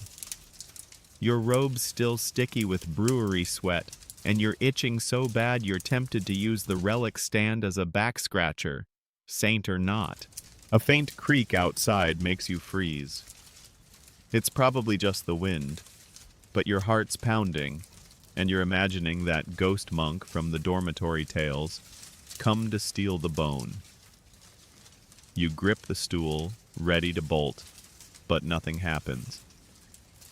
You exhale, feeling foolish, and focus on the candle, counting its flickers to stay sane. The relic's supposed to be a bridge to God, but right now, it's just a reminder of how weird monk life is. Itching, freezing, and babysitting a bone that might be lunch leftovers. You joke that if this is holiness, you'd rather be back stirring ale with Anselm's rats. The bell finally rings, signaling the end of your shift. You stand, your joints creaking louder than the sacristy door, and shuffle out, leaving the bone to its dusty vigil. The courtyard's colder now, the mist thicker, and you're headed for the refectory, dreading another bowl of pottage. The relic's behind you, but its weirdness lingers, like the brewery's yeast or the baker's daughter's smile. You're not sure what's more unsettling, a fake saint's bone or the fact that you're starting to get used to this gross, holy grind. You trudge on, the chapel's shadow looming, and brace for another day of mud and mysteries in monk life's strange, itchy world. You shuffle out of the sacristy, the relic's eerie presence still prickling your spine, and trudge through the monastery's courtyard, where the mist swirls like a bad omen. Your robes a damp, barley-crusted torment, and your sandals squelch in the mud. Each step a reminder of winter's relentless grip. The great silence smothers your urge to curse, but your mind's racing. Haunted by the baker's daughter, that questionable saint's bone, and now, whispers of plague creeping through the nearby village. You're headed to the cloister for prayers, but the rumors got you on edge. Your stomach twisting as you imagine fever and death knocking at the monastery's gates. The air's sharp with frost, and the faint whiff of the latrine doesn't help your nerves. You slip into the cloister, the stone arches looming like silent sentinels, and join the other monks filing toward the chapel. Their faces are shadowed, but you catch nervous glances. Word of the plagues spread faster than the abbot's lectures. You kneel on the cold stone, your knees aching, and try to focus on the chants, but fear's louder than the Latin. Historians confirm plagues were a constant terror in medieval Europe, with monasteries often hit hard due to cramped quarters and spotty hygiene. A quirky tidbit: some monks thought garlic warded off plague, though you're betting it just made their breath scarier than the disease. You clutch your robe, praying the walls keep the sickness out. But the leech-soaked infirmary flashes in your mind, and you're not optimistic. The abbot's voice drones, but you're scanning the monks for signs, coughs, sweats, anything. Brother Edric's scowl is intact, but Cedric's looking paler than post-leech, and you wonder if it's just fear or something worse. You joke to yourself that if the plague comes, Edric's glare might scare it off, but the thought's hollow. Your heart's pounding, and the chapel's damp walls feel like they're closing in. Historians still argue whether monasteries were sanctuaries or death traps during plagues, sanctuaries sounding dubious when you're breathing the same air as Cedric's latest sneeze. You shift, the stone biting your knees, and try to pray for protection, but it feels like bargaining with the storm. The candle on the altar flickers, its light barely touching the shadows, and you imagine the village burning with fever, the baker's daughter among them. The thought stabs, and you clench your hands, guilt mixing with dread. You're supposed to trust God's will, but the plague's no respecter of vows, and the monastery's no fortress, just stone, straw, and too many unwashed monks. You joke that if the plague spares you, you'll owe God more than a lifetime of pottage. The chants drag on, and you're half expecting the abbot to announce quarantine, but he just glares at a yawning novice, oblivious to the panic simmering under the silence. The bell rings, and you stand, your joints creaking louder than the chapel door. You file out, the mist thicker now, swallowing the courtyard in a gray haze. The other monks move like ghosts, their eyes darting, and you wonder who else heard the rumors. You're headed to the refectory, but the thought of pottage churns your already queasy stomach.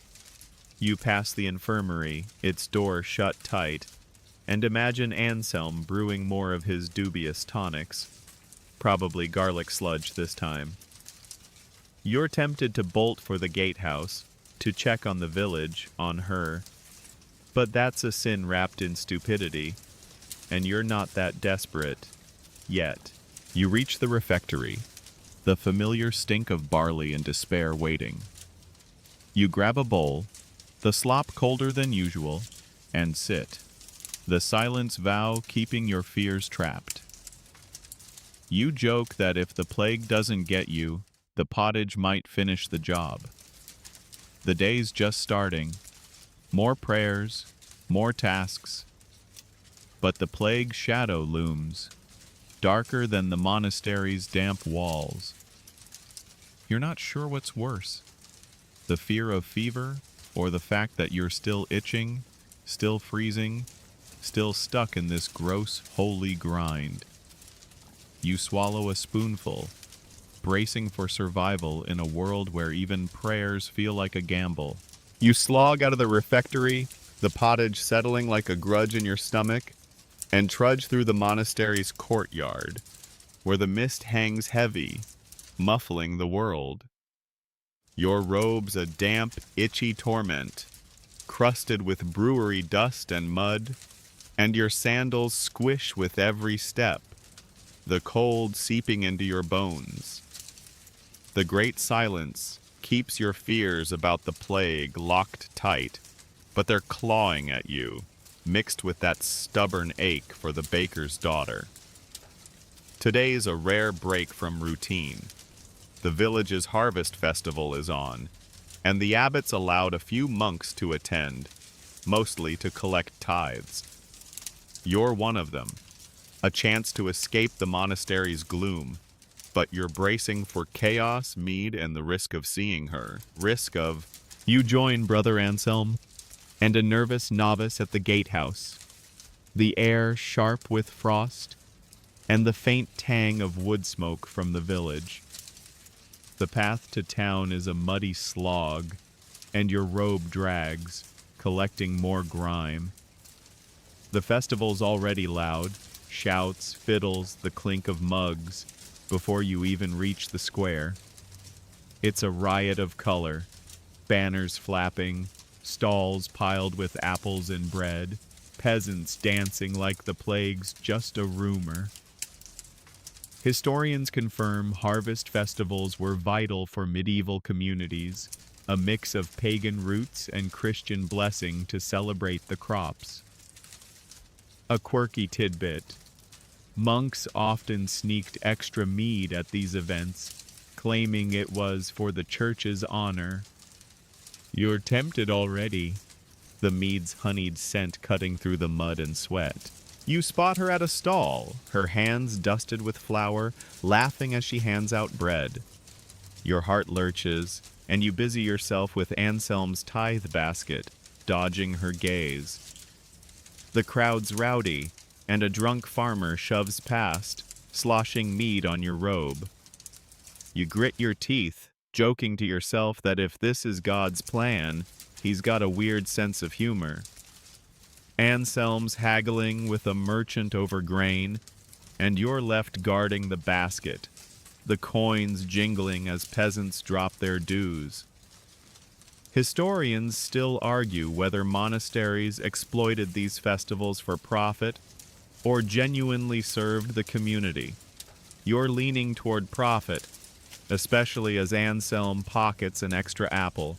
The music picks up, and you sneak a glance at her, her smile brighter than the bonfire. You're supposed to be collecting tithes, not daydreaming, but the mead's calling, and the festival's chaos is loosening your vows. You grab a mug when Anselm's not looking, the sweet burn warming your throat. It's reckless, but after leeches, relics, and plague panic, you deserve it. You joke that if Edric saw you, he'd scowl you into next week. The novice is wide-eyed, clutching the basket like it's a lifeline, and you nudge him to relax.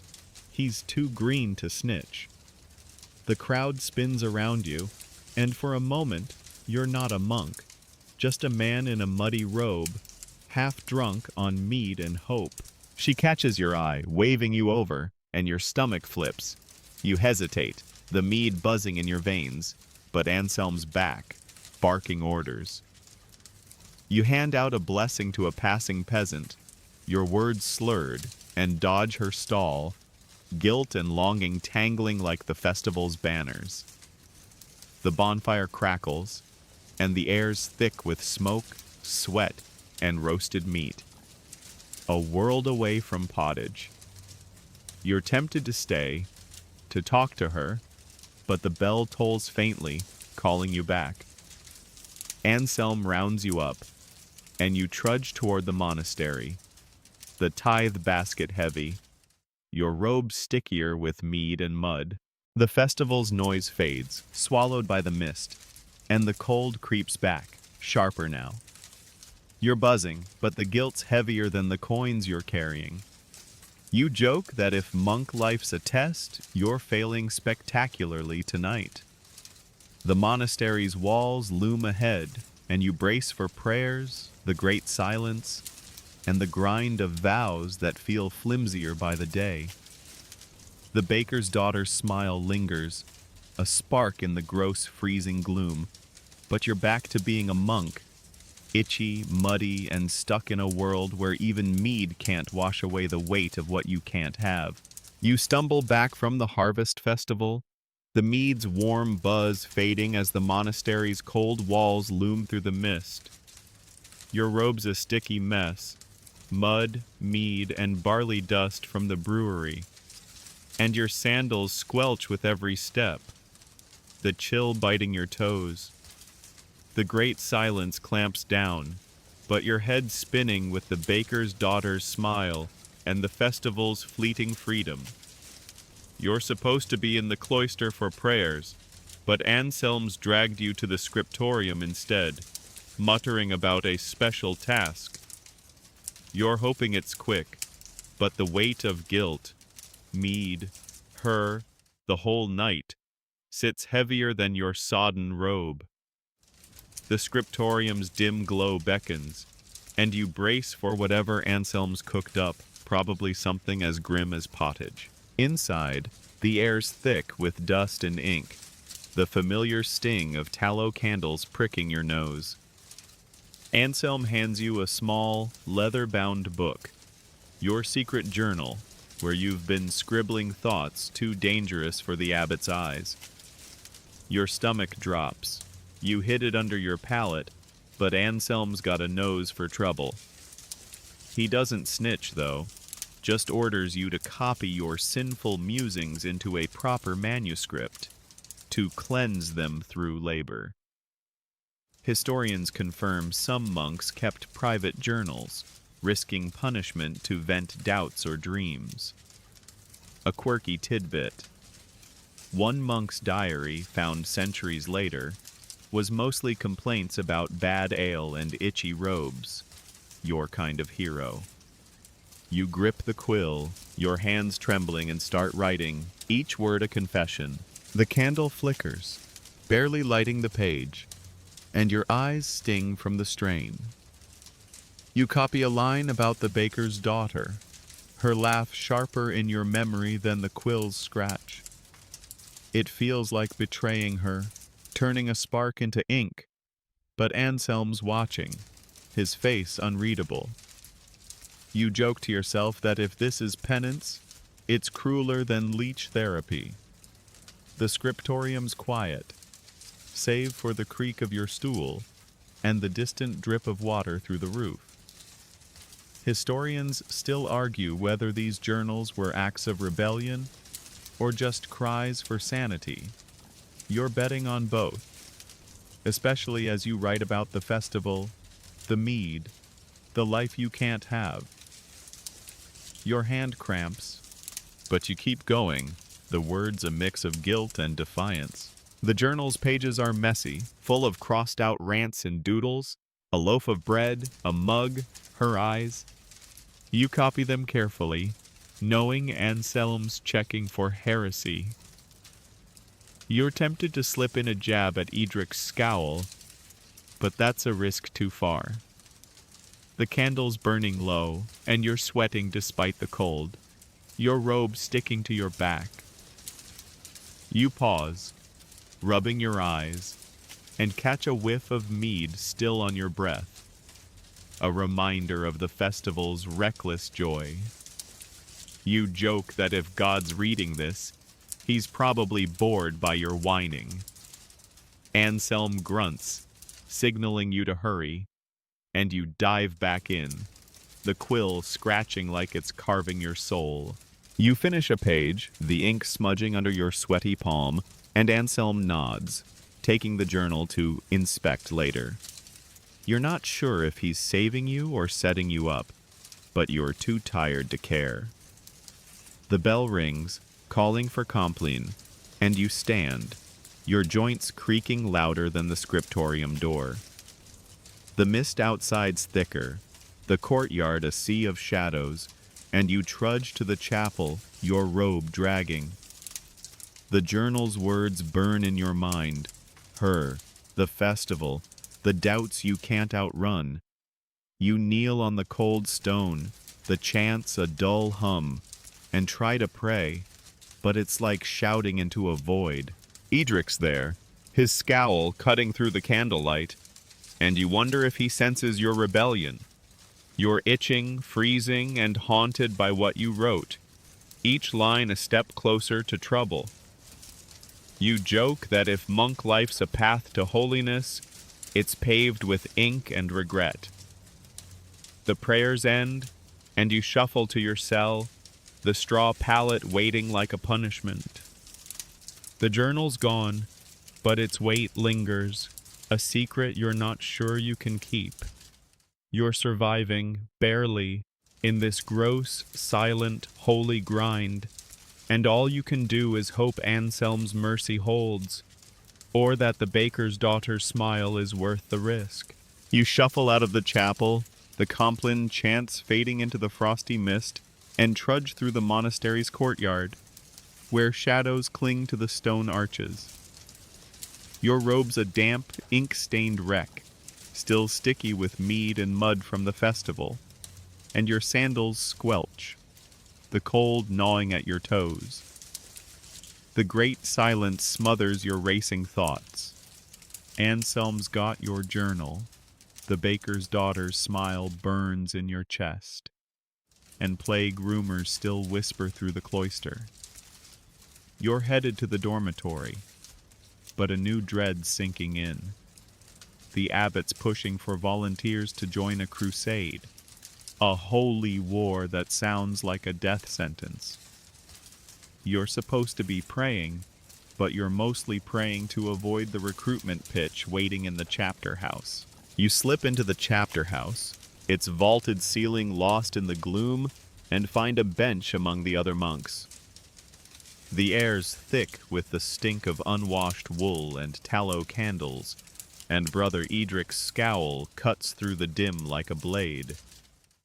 The abbot stands, his voice sharp, preaching about duty to God and the call to reclaim distant lands. He paints it as glory, but you've heard the stories. Disease, starvation, and swords that don't care about your vows. Historians confirm crusades were often recruitment drives for monasteries, pulling in young monks with promises of salvation. A quirky tidbit. Some monks joined to escape debts or bad abbots, though you're betting they regretted it when the dysentery hit. You slouch, hoping to blend into the bench, but the abbot's eyes scan the room, hunting for volunteers. You're no warrior. Your battles are with pottage and itchy robes, and the thought of trading mud for blood makes your stomach churn. You joke to yourself that if Edric signs up, his scowl might win the war single-handedly. The abbot's speech drags, full of fire and brimstone, and you catch Cedric fidgeting, probably as terrified as you. Historians still argue whether crusades were pious quests or just power grabs cloaked in faith. You're leaning toward power, especially when the abbot mentions indulgences, like God's handing out get-out-of-hell-free cards. The candlelight flickers, throwing shadows that look like ghosts from Cedric's dormitory tales. You imagine the baker's daughter hearing you're off to die in some dusty desert, and the thought stabs deeper than the cold. Your journals with Anselm, full of her and your doubts. Bad timing if the abbot starts sniffing for dissenters. You clench your hands, your nails digging in, and try to look devout, but your mind's screaming to run. The other monks are stone-faced, some nodding like they're actually inspired, and you wonder if they're braver or just broken. You joke that if this is God's will, he's got a grim sense of humor. The abbot calls for pledges, and the silence is heavier than the monastery's walls. Nobody moves, not even Edric, whose scowl might actually be fear for once. You keep your head down, your robe itching like it's joining the crusade against you. The abbot's glare lingers, and you're half sure he's reading your sinful thoughts about her.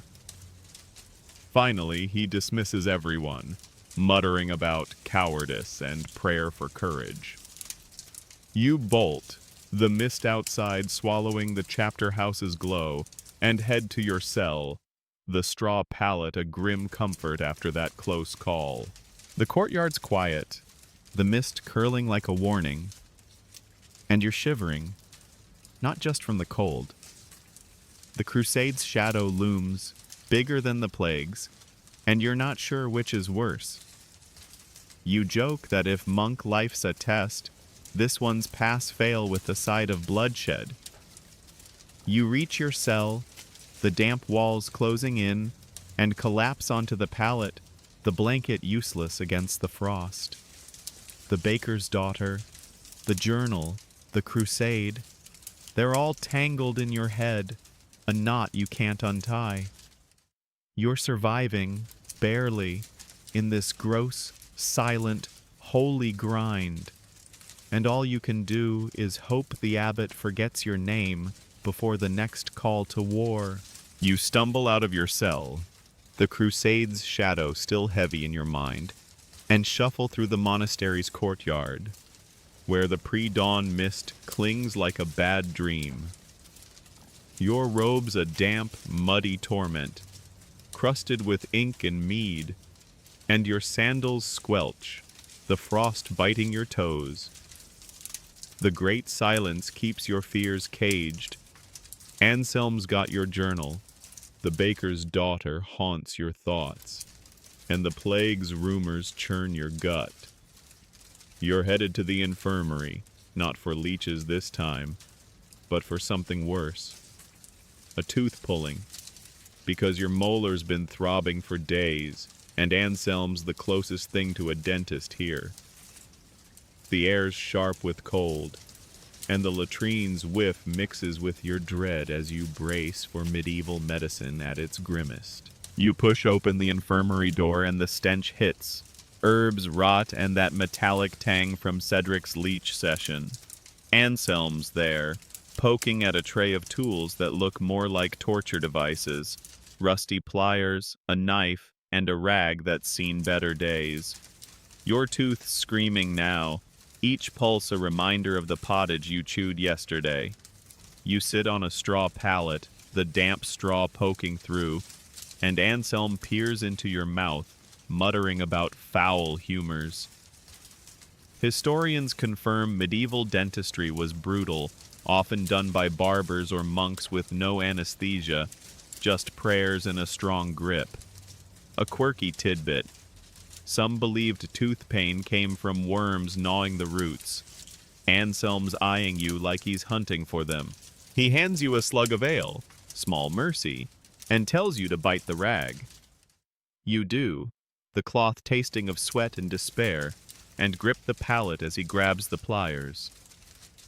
The pain's a white-hot spike, and you groan, the rag muffling what wants to be a scream.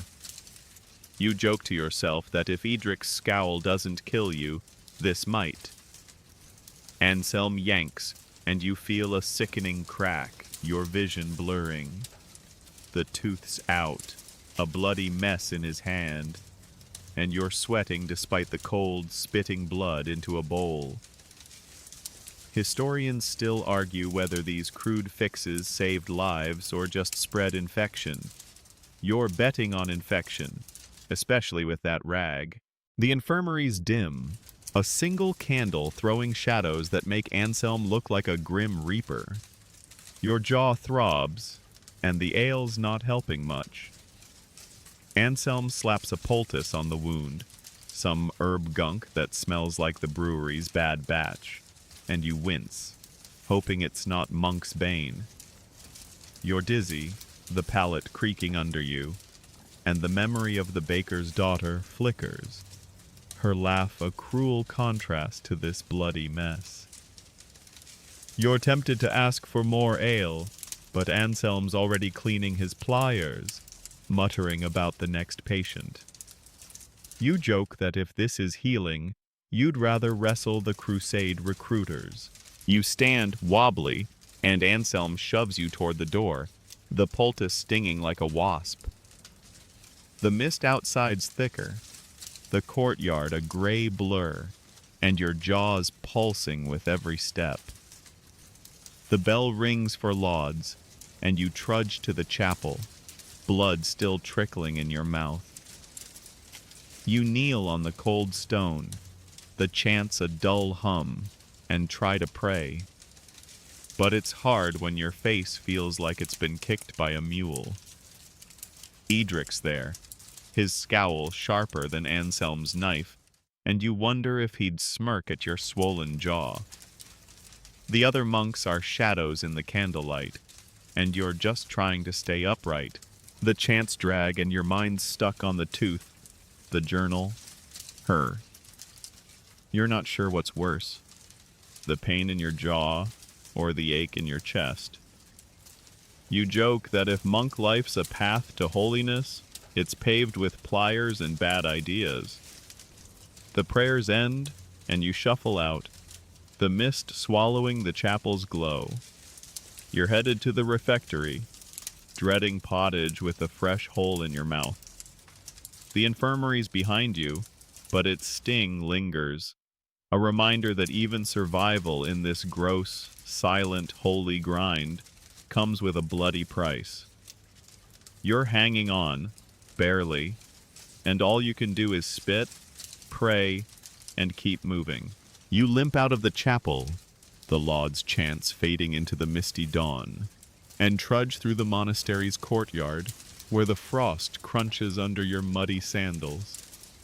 Your robe's a damp, blood-flecked mess, still itching from the festival and brewery, and your jaw throbs from Anselm's brutal tooth-pulling. The great silence locks your groans inside, but your mind's a storm. Anselm's got your journal, the baker's daughter's laugh haunts you, and the plague's shadow looms. You're headed to the cloister, but a chill runs deeper than the cold. The monastery's well, tucked in a shadowy corner, is rumored to be haunted. You're on water duty today, and the novices' ghost stories from the dormitory are making that creaky bucket look like a one-way ticket to terror. You reach the well, its stone rim slick with moss and mist. The ropes frayed, the bucket dented, and the dark water below seems to swallow the light. You peer in, half expecting Cedric's ghost monk to pop out, and your swollen jaw pulses as you grip the crank. Historians confirm wells were vital for monasteries, but often breeding grounds for disease, with superstitious tales blaming spirits for bad water. A quirky tidbit: some monks tossed holy pebbles into wells to purify them, though you're betting that just made the soup taste grittier. You start cranking, the rope groaning like it's in pain too, and joke to yourself that if a ghost shows up, you'll throw Edric's scowl at it. The bucket rises, sloshing with water that's murky even in the dim light. You're supposed to haul it to the kitchen, but the well's reputation has you spooked. The novices swore a monk drowned here centuries ago, his spirit cursing anyone who draws water at dawn. You're not superstitious, much, but the mist curling around the well's stones feels like it's watching. You pause, your breath clouding, and hear a faint creak. Just the rope, probably, but your heart's pounding louder than your jaw. Historians still argue whether these ghost tales were harmless fun or ways to control monks' behavior. You're leaning toward control, especially when the abbot uses them to keep novices from sneaking out. You heft the bucket, water slopping onto your robe, and start toward the kitchen, the well's shadow at your back. The courtyard's quiet, the other monks gliding like ghosts themselves, and you're hyper-aware of every drip, every rustle. You joke that if the plague doesn't get you, a haunted well might, though your throbbing jaw's already doing a fine job. The kitchen's a stone's throw away, but the bucket's heavy, and your arms ache, the cold making your fingers clumsy. You pass the infirmary, its door shut tight, and wonder if Anselm's brewing more tooth-mangling tonics. The thought of his pliers makes you wince, and you nearly spill the water. You reach the kitchen, the air thick with the sour tang of pottage and yesterday's ale. A cook takes the bucket, grunting, and you're free. For now. The well's behind you, but its eerie vibe lingers, like the journal's secrets or the baker's daughter's smile. You're tempted to peek back, to see if the mist's hiding anything, but the bell rings for the next task, probably weeding or prayers. You trudge to the cloister, your robe soggier than ever, and try to shake the ghost stories. You joke that if monk life's a path to holiness, it's paved with creepy wells and worse dentists. The mist thickens, swallowing the courtyard, and you brace for another day of mud, fear, and the gross grind of vows. You slip into the chapel, the stone floor biting your knees, and join the chants, your voice weak from pain and nerves. Edric's there, his scowl sharper than the well's chill, and you wonder if he'd laugh at your haunted well jitters. The candlelight flickers, and you're half praying for protection, half praying for a warm blanket. The well's just a well, you tell yourself, but the monastery's got a way of making everything feel like a test. You're surviving, barely, in this silent, itchy, holy mess, and all you can do is keep cranking the bucket, hoping nothing, ghost, plague, or abbot, pulls you under. You shuffle out of the chapel, the morning chants dissolving into the frosty mist, and trudge through the monastery's courtyard, where the cold bites harder than the haunted well's rumors. Your robe's a sodden, blood-streaked wreck, itching with mud and mead, and your jaw throbs from Anselm's tooth-pulling, each pulse a grim reminder of the infirmary's pliers. The great silence keeps your curses mute, but your mind's a tangle. The baker's daughter, your journal in Anselm's hands, and the plague's shadow looming larger. You're headed to the refectory, but it's Lent, and the monastery's starvation diet is about to make pottage look like a feast. You brace for hunger so sharp you'll be hallucinating heavenly banquets by noon. You slip into the refectory, the air heavy with the faint stink of barley and damp straw. The benches creak as monks file in, their faces gaunt under the dim tallow candles. The novice serving today ladles out a thinner-than-usual gruel, watery oats with a sad sprig of parsley, because Lent means fasting to purify your soul. You grab a bowl, the wood splintered, and sit, your stomach already snarling. Historians confirm Lent was brutal for monks, with diets slashed to bare minimums to mimic Christ's suffering. A quirky tidbit. Some monasteries allowed bird's flesh on fast days, claiming it wasn't meat. But you're stuck with gruel, and the closest bird's probably laughing from a tree. You spoon the slop. Its taste like wet ash, and your jaw aches with every chew, the poultice from Anselm's dentistry stinging. You're so hungry you're seeing visions.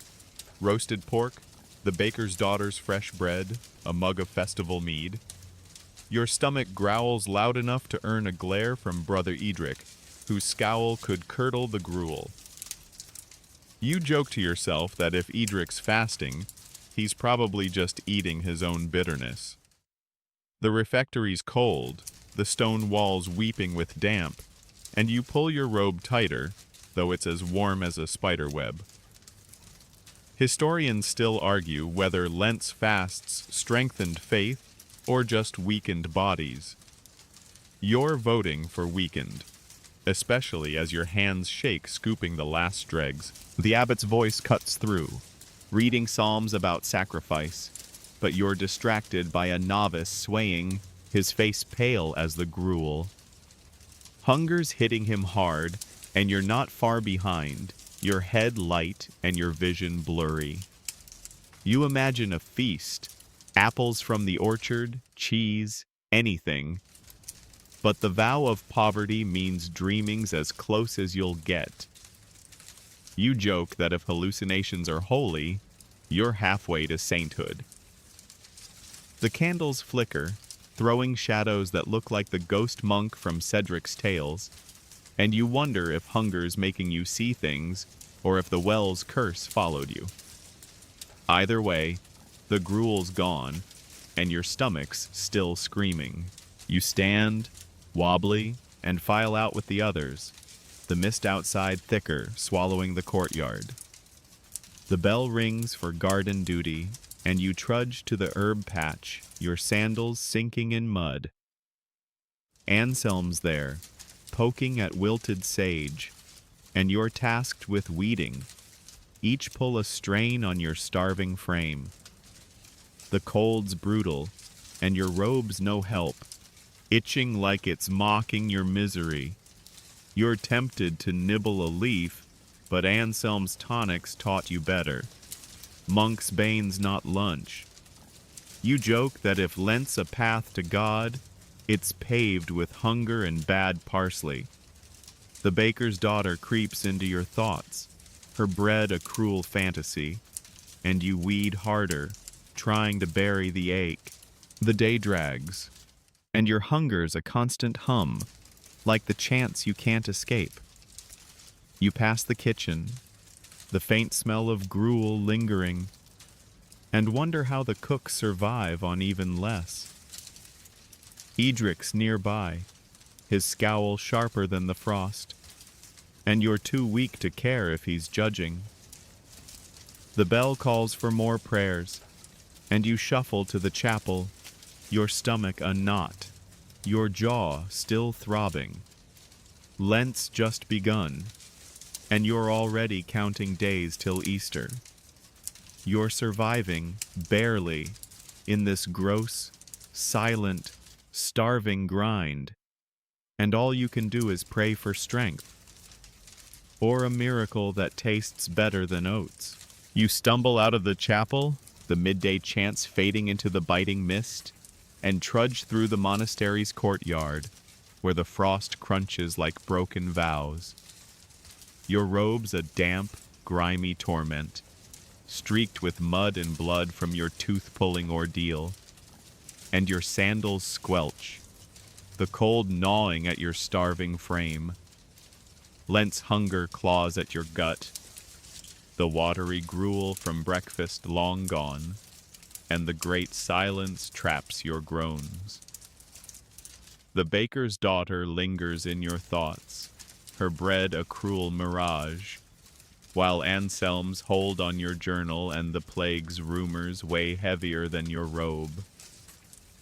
You're headed to the almonry, where pilgrims beg for charity, but word spread of scammers among them, fleecing the monastery's meager stores. You brace for a day of dodging liars and sniffing out fakes in the freezing gloom.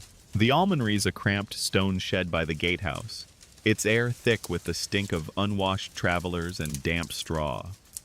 You stand at the counter, a splintered plank, as a line of pilgrims shuffles in, ragged cloaks, muddy boots, and stories shakier than your hunger-weak knees. A wiry man claims he's a holy wanderer, but his shifty eyes and two clean hands scream con artist. You hand him a crust of bread, your stomach snarling in protest, and mutter a blessing to keep up appearances. Historians confirm monasteries were prime targets for fake pilgrims who'd spin tales of piety to score free meals. A quirky tidbit: some scammers carried forged relics, like saints' teeth that were just polished rocks. Reminds you of that dodgy knucklebone in the sacristy. A woman's next, her face gaunt, claiming she's walked from a plague-struck village.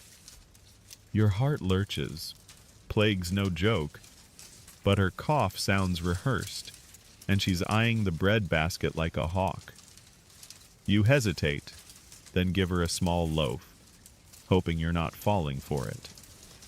You joke to yourself that if Edric were here, his scowl would scare off every liar in the line. The almonry's cold, the stone walls weeping with damp, and your robes itching worse than ever, a constant nag atop your hunger. Historians still argue whether monasteries' charity was true compassion or just a way to flex their spiritual clout. You're leaning toward clout, especially when the abbot tallies the alms like a tax collector. The line grows, and a burly man with a limp demands extra bread, saying he's on a sacred quest. His limp vanishes when he thinks you're not looking, and you cut his share in half, your patience thinner than Lent's gruel. He grumbles but moves on, and you're left with a sinking feeling. How many are playing you? Your jaw throbs, the poultice from Anselm's dentistry stinging, and you're lightheaded, the hunger painting halos around the pilgrims' faces. You joke that if this is holiness, it's paved with crusts and con men. The almonry's air is stifling, the pilgrim's funk mixing with your own unwashed stink, and you're praying for the bell to end this shift. A young boy slips in, his eyes huge, and you soften, giving him a bigger chunk despite the rules. He scurries off, and you hope he's not another fake. You're too tired to care. The basket's nearly empty, and the line's still growing, their voices a low hum under the silence vow. You spot Anselm passing by, his gaze sharp, and wonder if he's checking your journal for more sins.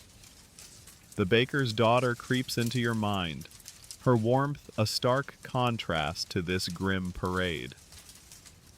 The bell finally rings, and you shove the last crusts at the crowd, bolting for the cloister, the mist swallowing the almonry's chaos.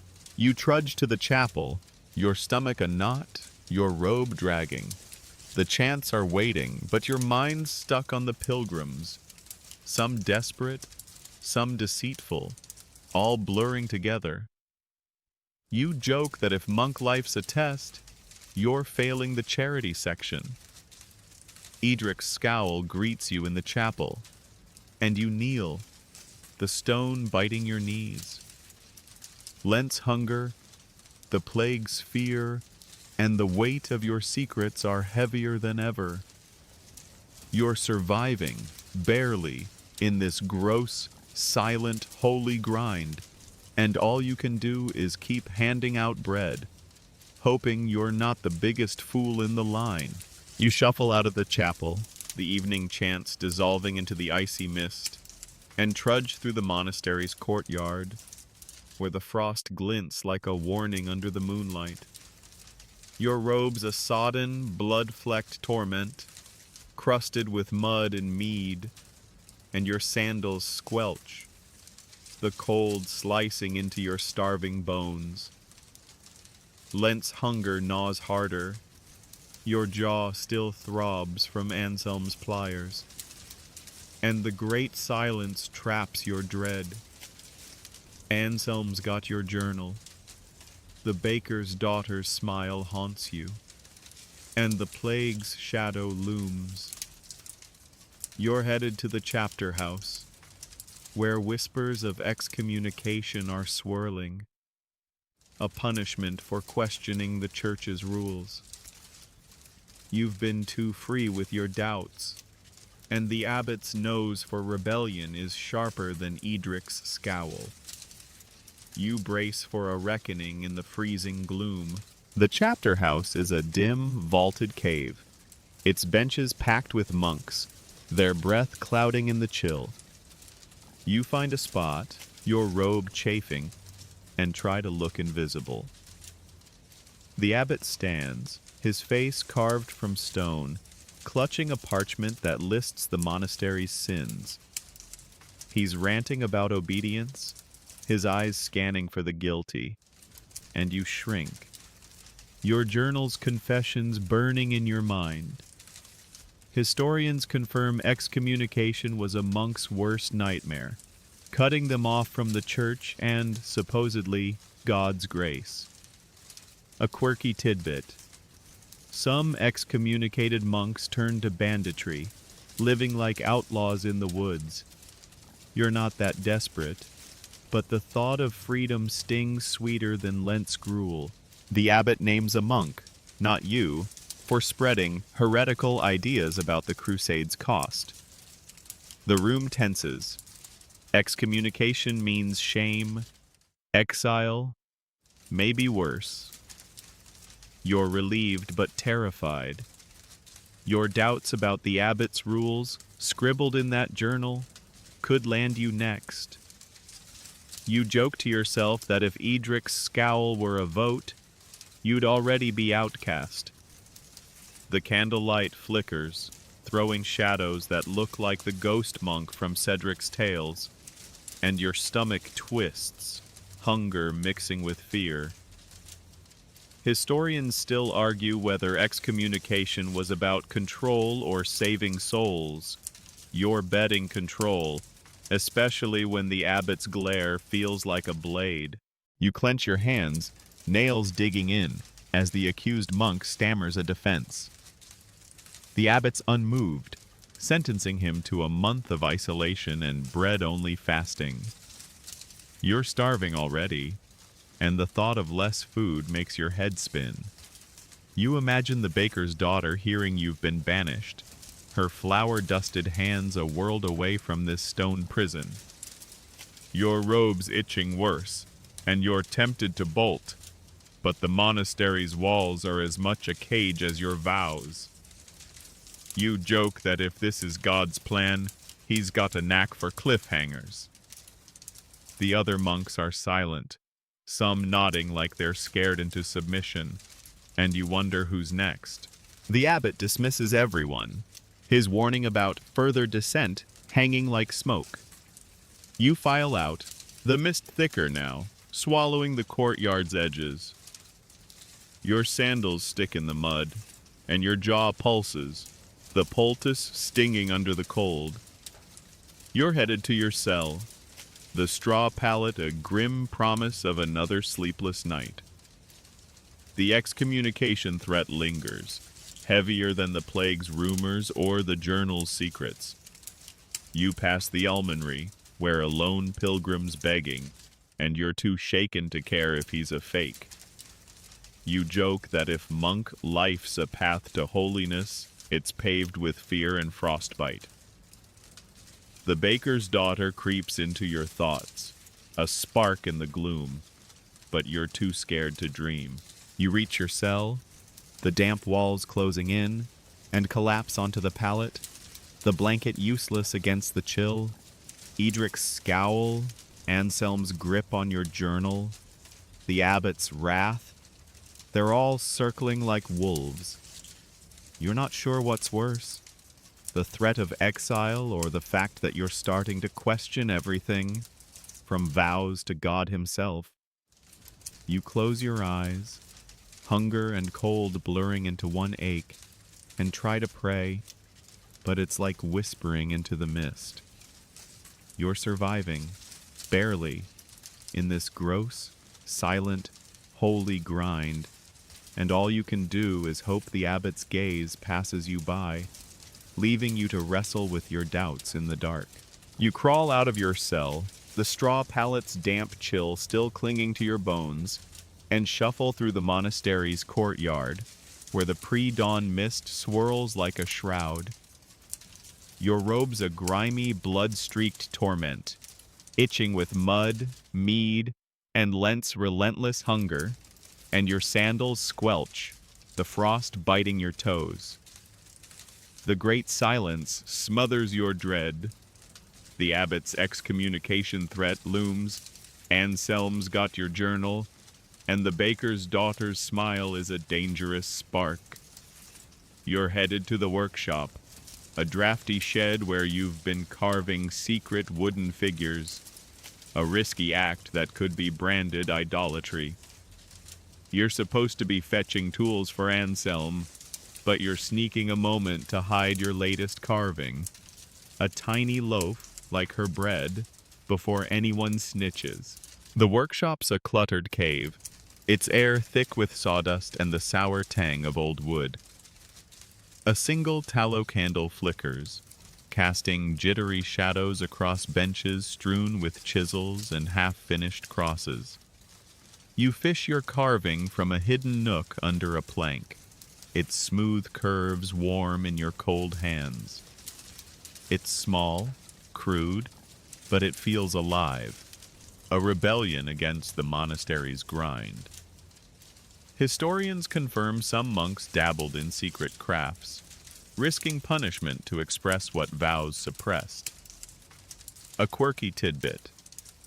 One monk's hidden carvings, found centuries later, were all cats, probably his way of flipping off the abbot. You're not that bold, but the loaf's your own quiet defiance. You tuck the carving deeper, behind a broken mallet, and grab the tools Anselm needs, your jaw still throbbing from the tooth pulling. The candle's light dances, and you freeze, hearing a creak. Edric? A rat? Just the wind. But your heart's pounding, the excommunication threat sharper than the chisels. You joke to yourself that if Edric catches you, his scowl might turn the loaf to ash. The workshop's cold, the damp seeping through your robe, and you're itching worse than ever, sawdust sticking to your sweat. Historians still argue whether these secret crafts were art or heresy. You're betting heresy, especially if the abbot sees your loaf as a love letter to her. You're tempted to carve more, to pour your doubts and dreams into wood, but the bell's about to ring, and Anselm's not patient. You imagine the baker's daughter holding the loaf, her laugh warming the workshop's gloom, and the thought stabs, guilt mixing with hunger. Your stomach growls, Lent's gruel a faint memory, and you're half hallucinating her bread, soft and real. You joke that if idolatry's a sin, you're already damned for dreaming of crusts. The candle sputters, and you hurry, stacking the tools, your fingers clumsy with cold and fear. The carving's safe, for now, but every creak feels like the abbot's footsteps, ready to brand you a heretic. You slip out, the mist thicker, swallowing the workshop's glow. The courtyard's a gray haze, and you trudge to the cloister, the tools heavy in your arms. Anselm's waiting, his eyes sharp, and you hand over the chisels, praying he doesn't smell the sawdust or sense your secrets. The baker's daughter lingers in your mind, her flour-dusted hands a world away from this freezing shed. You pass the almonry, where a pilgrim's still begging, and wonder if he's as desperate as you feel. You joke that if monk life's a path to holiness, it's paved with splinters and suspicion. The bell rings for lauds, and you shuffle to the chapel, your robe dragging, the carvings wait, a hidden anchor. You kneel on the cold stone, the chants a dull hum, your jaw pulsing and your stomach a knot. Edric's scowl cuts through the candlelight, and you're sure he's plotting to expose you. The loaf's safe, but your doubts about her, the vows, God, are carving deeper than any chisel. You're not sure what's worse, the fear of being caught, or the fact that you're starting to crave this rebellion. You pray, but it's more a plea for cover than salvation. You're surviving, barely, in this gross, silent, holy grind, and all you can do is keep your secrets buried, hoping the wood doesn't betray you before you betray yourself. You slip out of the chapel, the lauds chants fading into the pre-dawn mist, and trudge through the monastery's courtyard, where the frost crunches under your muddy sandals. Your robe's a damp, sawdust-crusted torment, streaked with blood and mead, and your jaw throbs from Anselm's tooth-pulling, Lent's hunger gnawing at your core. The great silence traps your fears. Anselm's got your journal, your secret carvings hidden in the workshop, and the baker's daughter's laugh is a spark you can't douse. You're headed to the cloister, but whispers of treasonous gossip are buzzing. Monks plotting against the abbot's harsh rule. You overhear a snatch of it near the well, and now you're caught, torn between loyalty and the thrill of rebellion in this freezing, gross grind. You linger by the cloister's arches, the mist curling like a conspirator, and catch Cedric's low mutter to a novice about the abbot's latest decree: more fasting, fewer candles. Cedric's voice is sharp, hinting at a plan to confront the abbot, maybe even force a change. Your heart races. This isn't just griping, it's dangerous. The kind of talk that ends in excommunication, or worse. Historians confirm monasteries were hotbeds for internal power struggles, with monks sometimes scheming to oust cruel leaders. A quirky tidbit: one abbey's revolt ended with the abbot locked in his own cellar, though you're betting he wasn't as petty as yours. You edge closer, your robe itching, and strain to hear more. Cedric spots you and clams up, his eyes narrow, like he's weighing whether you're a snitch. You nod, trying to look neutral, but your mind's spinning. Join them or stay safe? The abbot's rules are choking you, from Lent's starvation to the crusade push. But treason's a step beyond your secret loaf carving. You joke to yourself that if Edric's in on this, his scowl's probably the battle plan. The mist hides your face, but your jaw's pulsing, and hunger's making you dizzy. The baker's daughter's bread a cruel fantasy. Historians still argue whether these plots were righteous or just desperate grabs for power. You're leaning toward desperate, especially as Cedric's whisper about action sends a chill deeper than the frost. You shuffle toward the chapter house, where the abbot's holding court, and the gossip's weight sits heavier than your robe. The air's thick with tallow smoke and unwashed monks, and you find a bench, your sandals sticking to the damp floor. The abbot's droning about obedience, but you're watching Cedric, his face blank but his fingers twitching. You're tempted to warn someone, Anselm, maybe, but your journal's in his hands, and you're no saint. You joke that if this plot fails, you'll all be scrubbing latrines till Judgment Day. The candlelight flickers, throwing shadows that look like the haunted well's ghost. And you're half praying the abbot doesn't smell the rebellion brewing. The meeting ends, and you file out, the mist swallowing the chapter house's glow. Cedric brushes past, his whisper sharp. Stay quiet, or you're with us. Your stomach lurches, hunger and fear tangling, and you nod, too scared to argue. You're headed to the refectory, dreading Lent's gruel, but the plot's a heavier burden than pottage. You pass the workshop, where your carving's hidden, and wonder if it's safer than you are. You joke that if monk life's a path to holiness, it's paved with secrets and shaky loyalties. The baker's daughter creeps into your thoughts, her warmth a world away from this icy betrayal. You grab a bowl of watery oats, the refectory's cold stone biting your bones, and sit, the silence vow keeping your panic caged. Edric's scowl cuts through the dim, and you're sure he's onto something. Maybe you. The gossip's a spark, like your feelings for her, and you're not sure if you're more afraid of the abbot or yourself. You're surviving, barely, in this gross, silent, holy grind, and all you can do is keep your head down, hoping Cedric's plot doesn't burn you with it. The gruel's gone, but the treason's sticking, a bitter taste no chant can wash away.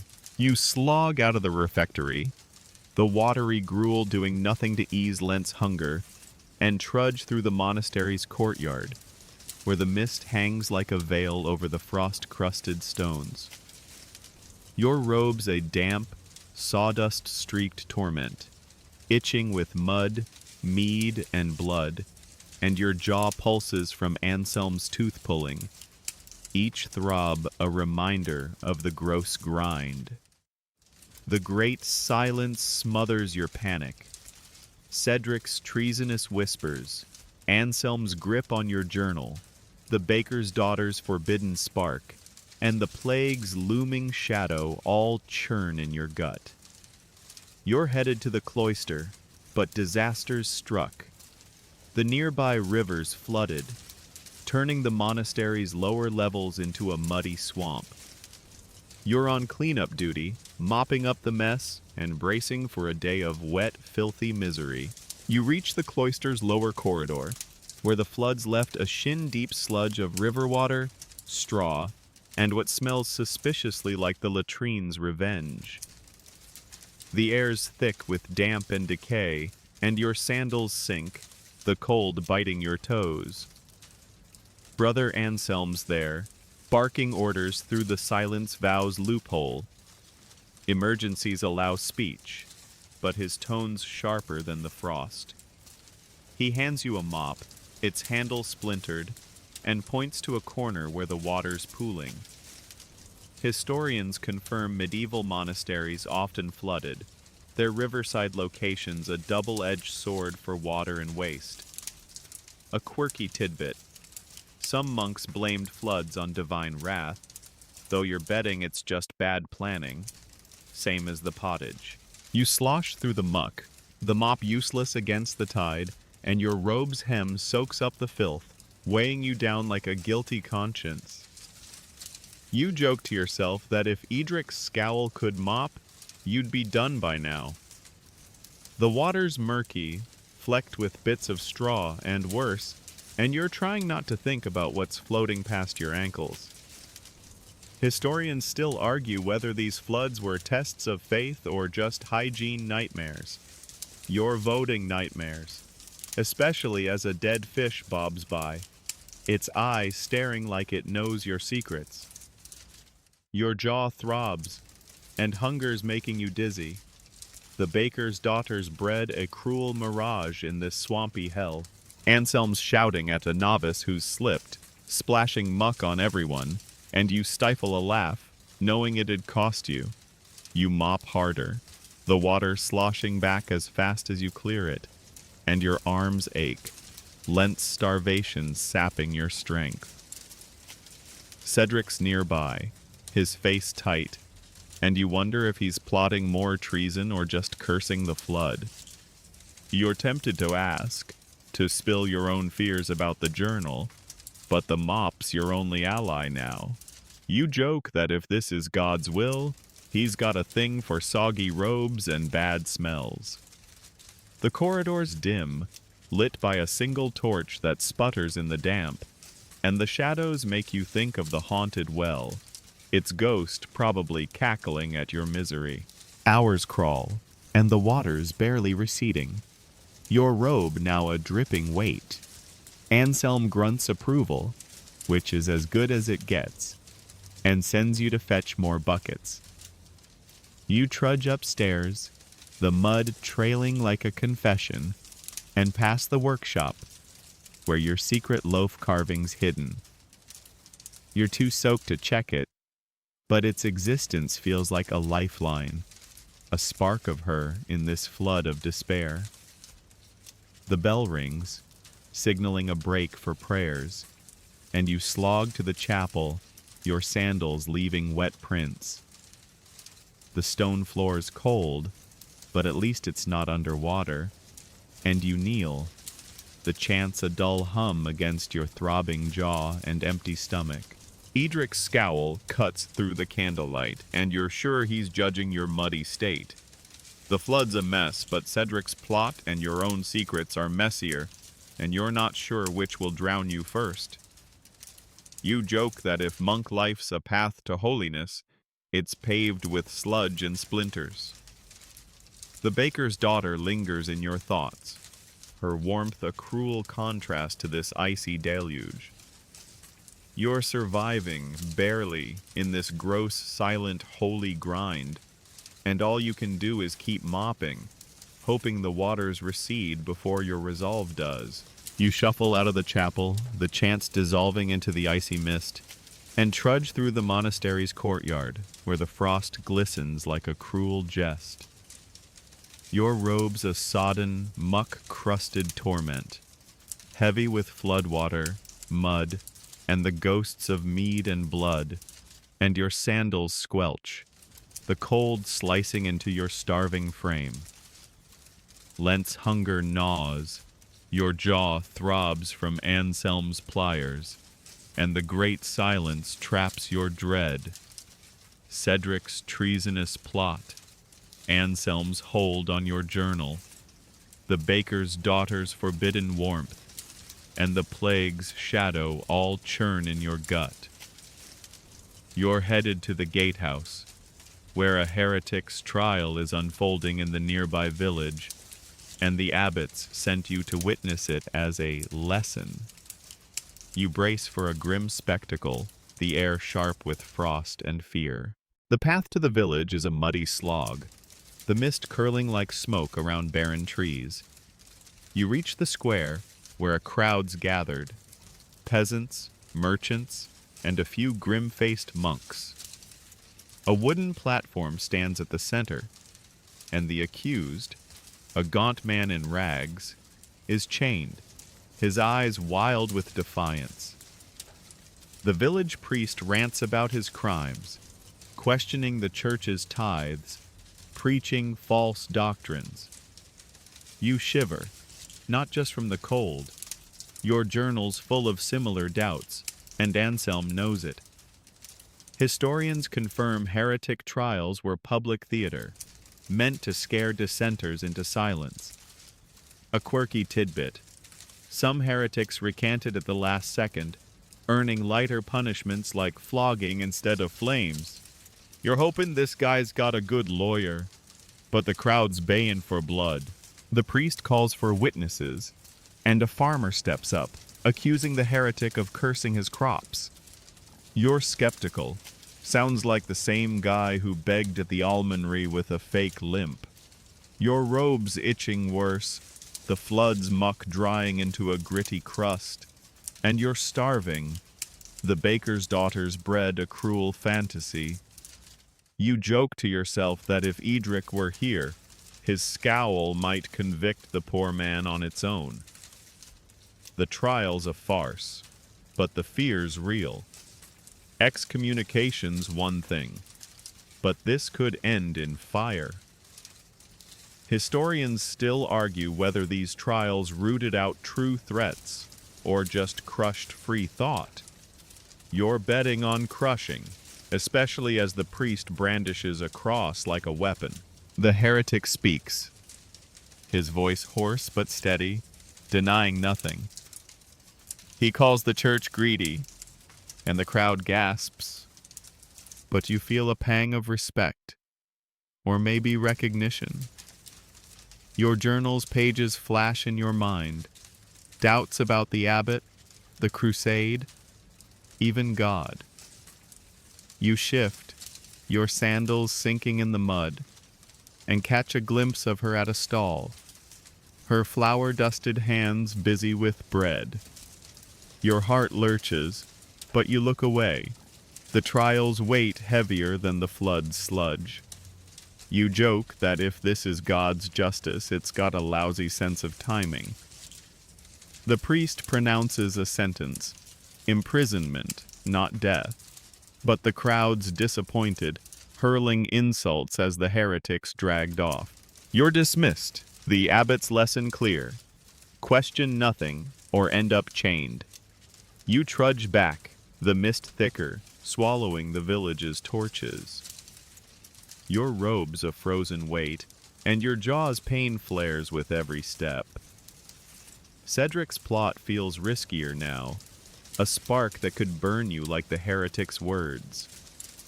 You pass the workshop, where your secret loaf carving hides, and wonder if it's worth the risk.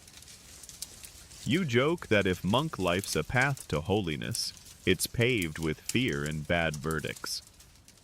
The baker's daughter lingers, a dangerous hope, but the trials chilled you deeper than the frost. You reach the monastery, the bell calling for vespers, and shuffle to the chapel, your sandals trailing mud. Edric's scowl greets you, sharper than the village priest's cross, and you kneel, the stone biting your knees.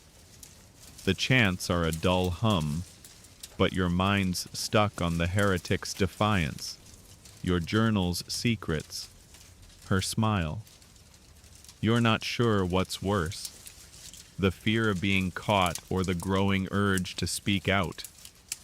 You're surviving, barely, in this gross, silent, holy grind, and all you can do is pray the abbot's gaze stays off you, leaving you to wrestle with your doubts in the cold, muddy dark. You stumble out of the chapel, the vespers chants fading into the biting mist, and trudge through the monastery's courtyard, where the frost sparkles like a final taunt under the moonlight. Your robe's a sodden, muck-crusted torment, heavy with flood water, blood, and the ghosts of mead, sawdust, and doubt. Your jaw throbs from Anselm's pliers, Lent's hunger claws at your core, and the great silence traps your fears. Cedric's treasonous plot, Anselm's hold on your journal, the heretic's trial, and the baker's daughter's forbidden warmth churn in your gut. You're headed to your cell, the straw pallet a grim promise of another sleepless night. But tonight's heavier. You're questioning your entire monk life, the vows that bind you, and whether freedom's worth the cost. You brace for a long, cold wrestle with your soul in this gross, holy grind. You push open the cell's warped door, the air inside sharp with damp and mildew. The straw pallet's lumpy, the blanket a threadbare sham, and you collapse, your robe itching like it's judging you. The moonlight leaks through a wall crack, painting the stone with a pale glow, and you stare at it, your mind unraveling. You vowed poverty, chastity, obedience, but they feel like chains now, not paths to God. The baker's daughters laugh, your secret loaf carving, the heretic's defiance, their sparks in a life of pottage and prayers. Historians confirm some monks abandoned their vows, fleeing to villages or even joining rebels like the heretic you saw. A quirky tidbit: one runaway monk became a bard, singing bawdy songs about abbots. Tempting, but you're no poet. Your stomach growls, Lent starvation blurring your thoughts, and you imagine her bread, warm and real, not a wooden carving. The journals with Anselm, its pages a map of your doubts, about the abbot's greed, the crusade's bloodlust, even God's silence. You're no heretic, but you're close, and the trial's fire lingers in your mind. You joke to yourself that if Edric's scowl could read minds, you'd be excommunicated by dawn. The cell's cold, the frost biting your toes, and you pull the blanket tighter, though it's as warm as a cobweb. Historians still argue whether monks stayed out of faith or fear. You're trapped in both, the monastery's walls as much a prison as your vows. You shift, the straw poking through, and think of Cedric's plot. Joining it could mean freedom or ruin, and you're not brave enough to choose. The heretic's voice echoes, calling the church greedy, and you wonder if he's right, if your vows are just props for the abbot's power. The baker's daughter creeps in, her flour-dusted hands a life you'll never touch, and the ache is worse than your jaw. You joke that if this is God's plan, he's left you with a lousy map. The monastery's quiet, save for the wind's low moan, and you're alone with your questions, each one a crack in the life you swore to live. You close your eyes, the cold seeping deeper, and try to pray, but it's more a plea for clarity than salvation. The vows, the mud, the hunger, they're all you know, but they're not enough anymore. You're not running, not yet, but the thought of slipping past the gatehouse, of finding her, burns brighter than the chapel's candles. You joke that if monk life's a path to holiness, it's paved with doubts and damp straw. The night stretches, and you drift. The baker's daughters smile, the last thing you see before sleep claims you. A fragile spark in the gross, silent, holy dark. The mist softens now, curling gently around the monastery's walls as if the world itself is exhaling. You're drifting, the straw pallet fading, the cold loosening its grip. The baker's daughters laugh, the journals wait, the heretic's fire. They blur into a quiet hum, like a distant chant. The courtyard's frost melts into a warm glow, and you're not shivering anymore. Your robes itch, the hunger, the fear, they're slipping away, carried off by the night's embrace. Picture a soft loaf of bread, fresh from her oven, its warmth in your hands, no vows to bind you. The monastery's stone fades, and you're just you, resting in a world that's kind at last. Let the doubt settle, let the silence soothe, and drift deeper, where the gross grind can't touch you. Sleep now, wrapped in that gentle glow, and let the morning wait a little longer. Sweet dreams.